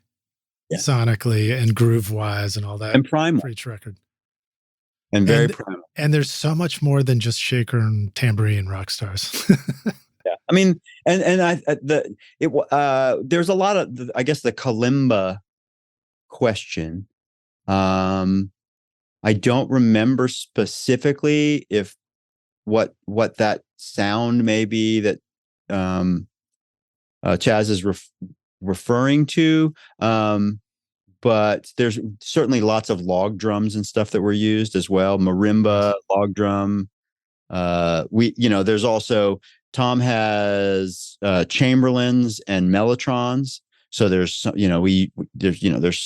sometimes, I don't remember putting those on Eyeball Kid, but certainly there's a big collection of very interesting things, and also one of the things that Tom had me do is I was really proficient, like we were talking about before, with Pro Tools and samplers and stuff. Is we would take some like a shell from like a howitzer, like ammunition, like an empty shell, but it's pretty big. It's like as big as a milk jug, and it's like he would sing in it or would tap on it, and we would record these things and make samples out of them so that he could then play them on a keyboard sometimes. Yeah, that's fun. That stuff's so much easier to do today. There's a really fun iPhone app called Koala where you can just go around the house sampling things with just a push of a button, and it sounds great. No, it was something else back then. It was harder back then. Yeah. Way harder. Okay, very quick one from Rod Short. Audience perspective or drummer's perspective? Audience. All right, there you go. Jacquire, it's been such a pleasure to hang out with you on the podcast. I have one closing question I ask all our guests before we sign off, and it is hypothetical, and we're going to take the Wayback Studio machine and you go back in time to find young Jacquire. Maybe you're sprinting across the lawn to get to the corn crib, or maybe it's earlier than that, and you're up all night trying to figure out how to get this sampler to play back the loops, the vinyl loops. But you go back in time and you find yourself and you say, listen, dude, I want to come back and give you this one bit of advice. Here's the single most important thing that you need to know to be a rock star of the studio yourself one day. What advice would you go back and give yourself if you could? Always endeavor to make it work. Don't there are no rules. And yeah, it's just like always, it took me a little bit of time to figure that out. It's just like, and I know that's kind of a broad statement, but it's like, if something's not working, don't let that block. Like if a piece of equipment is not working or your idea isn't working, don't let that blockage derail the creative process, because that's where the magic is. Always be willing to go with inspiration. Don't allow yourself to become frustrated or distracted by what is not going your way. Always focus, and this is, you could say that about life, but like, in terms of like technology and you're learning your way.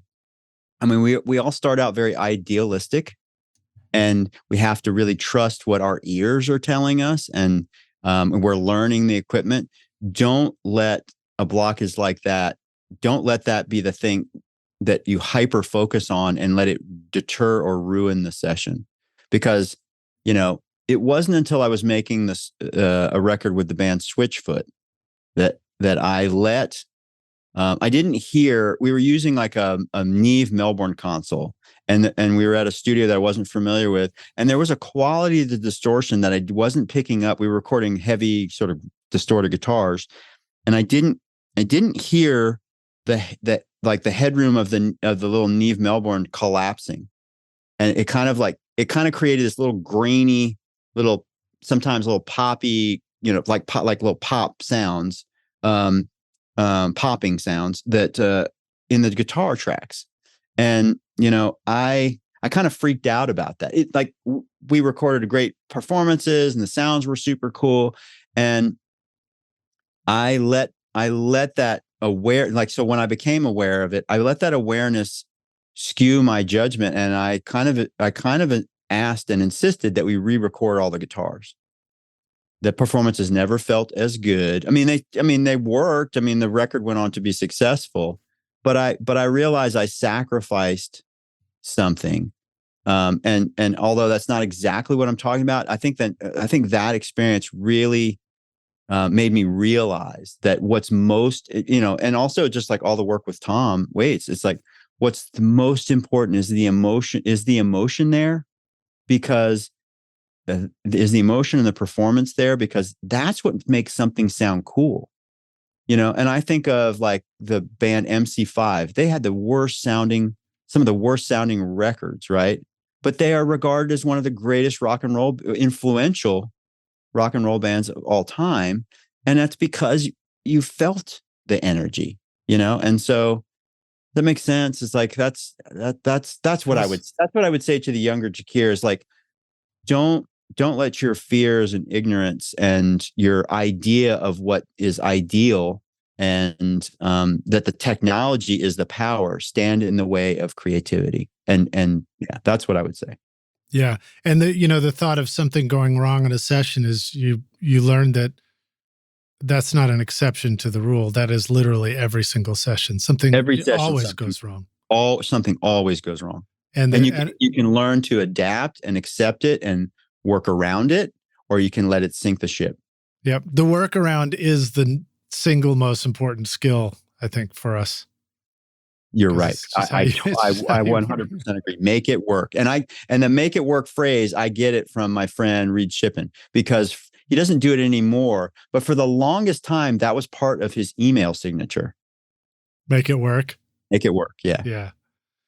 Oh man, dude, what a pleasure hanging out with you. Thank you again. How can the rock stars find you? Where would you like them to go to check out more about you and about your work?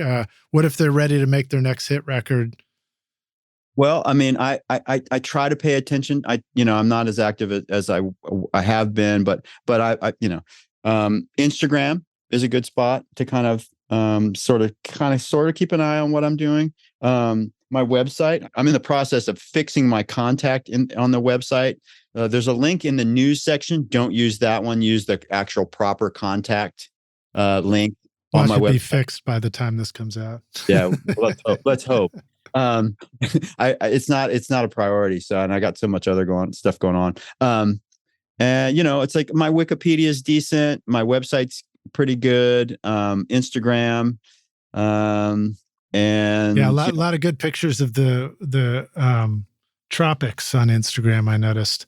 Yeah, well, it's like my wife and I have been purchasing some property down in the Bahamas, and so I will have a studio down there in the future too. I felt like I was hearing some island influence on the K Club stuff I was listening to, absolutely, which was cool. 100%. Well, dude, thank you again for hanging with us, man. It's a pleasure. It was a pleasure to just get to know you better. And it was a lot of fun to play a game of golf with you. So thanks for hanging with us, man. Thank you. Thank you, Lidge, for having me on. And I really enjoyed that round of golf. And it was an honor to be here. Thank you so much. It was a really good time, and I appreciate it. I look forward to seeing you again soon. And Rockstars, thanks for listening, and thanks for sending in your questions. Jacquire, I look forward to seeing you around the studio, dude. Later, man. Cheers. Thanks so much for listening to Recording Studio Rockstars. If you enjoyed the show and want to help make it better, then please share this episode with your friends on social media and leave a rating and review on iTunes to help the podcast reach more rock stars like yourself. You can click directly over to iTunes or go to rsrockstars.com/review for an easy explanation. And remember to hit the subscribe button to keep up with weekly episodes. And if you're ready to make your best record ever now, then head over to Recording Studio Rockstars Academy, where you can start with my free course at mixmasterbundle.com. Thanks so much for listening, and thanks for being a rock star. I'm Lid Shaw, and this is Recording Studio Rockstars. Now, go make great music. Recording Studio Rockstars would like to give a big thank you to our amazing sponsors who help make this episode possible: Lewitt, Grace Design, Adam Audio, Native Instruments, and Isotope. And remember, at isotope.com and nativeinstruments.com, use the coupon code ROCK10 for 10% off any plugin purchase. If you enjoyed Recording Studio Rockstars, then please check out our sponsors using the links in our show notes below, because it's a great way to help support this show. These are all things I highly recommend for your studio because they're going to help you make your best record ever. I would also like to thank our fantastic team here at Recording Studio Rockstars: Vlad Weselchenko, Braden Stremming, and Liz Hulitskaya. Thanks so much for listening, Rockstars, and we'll see you in the next episode. Cheers.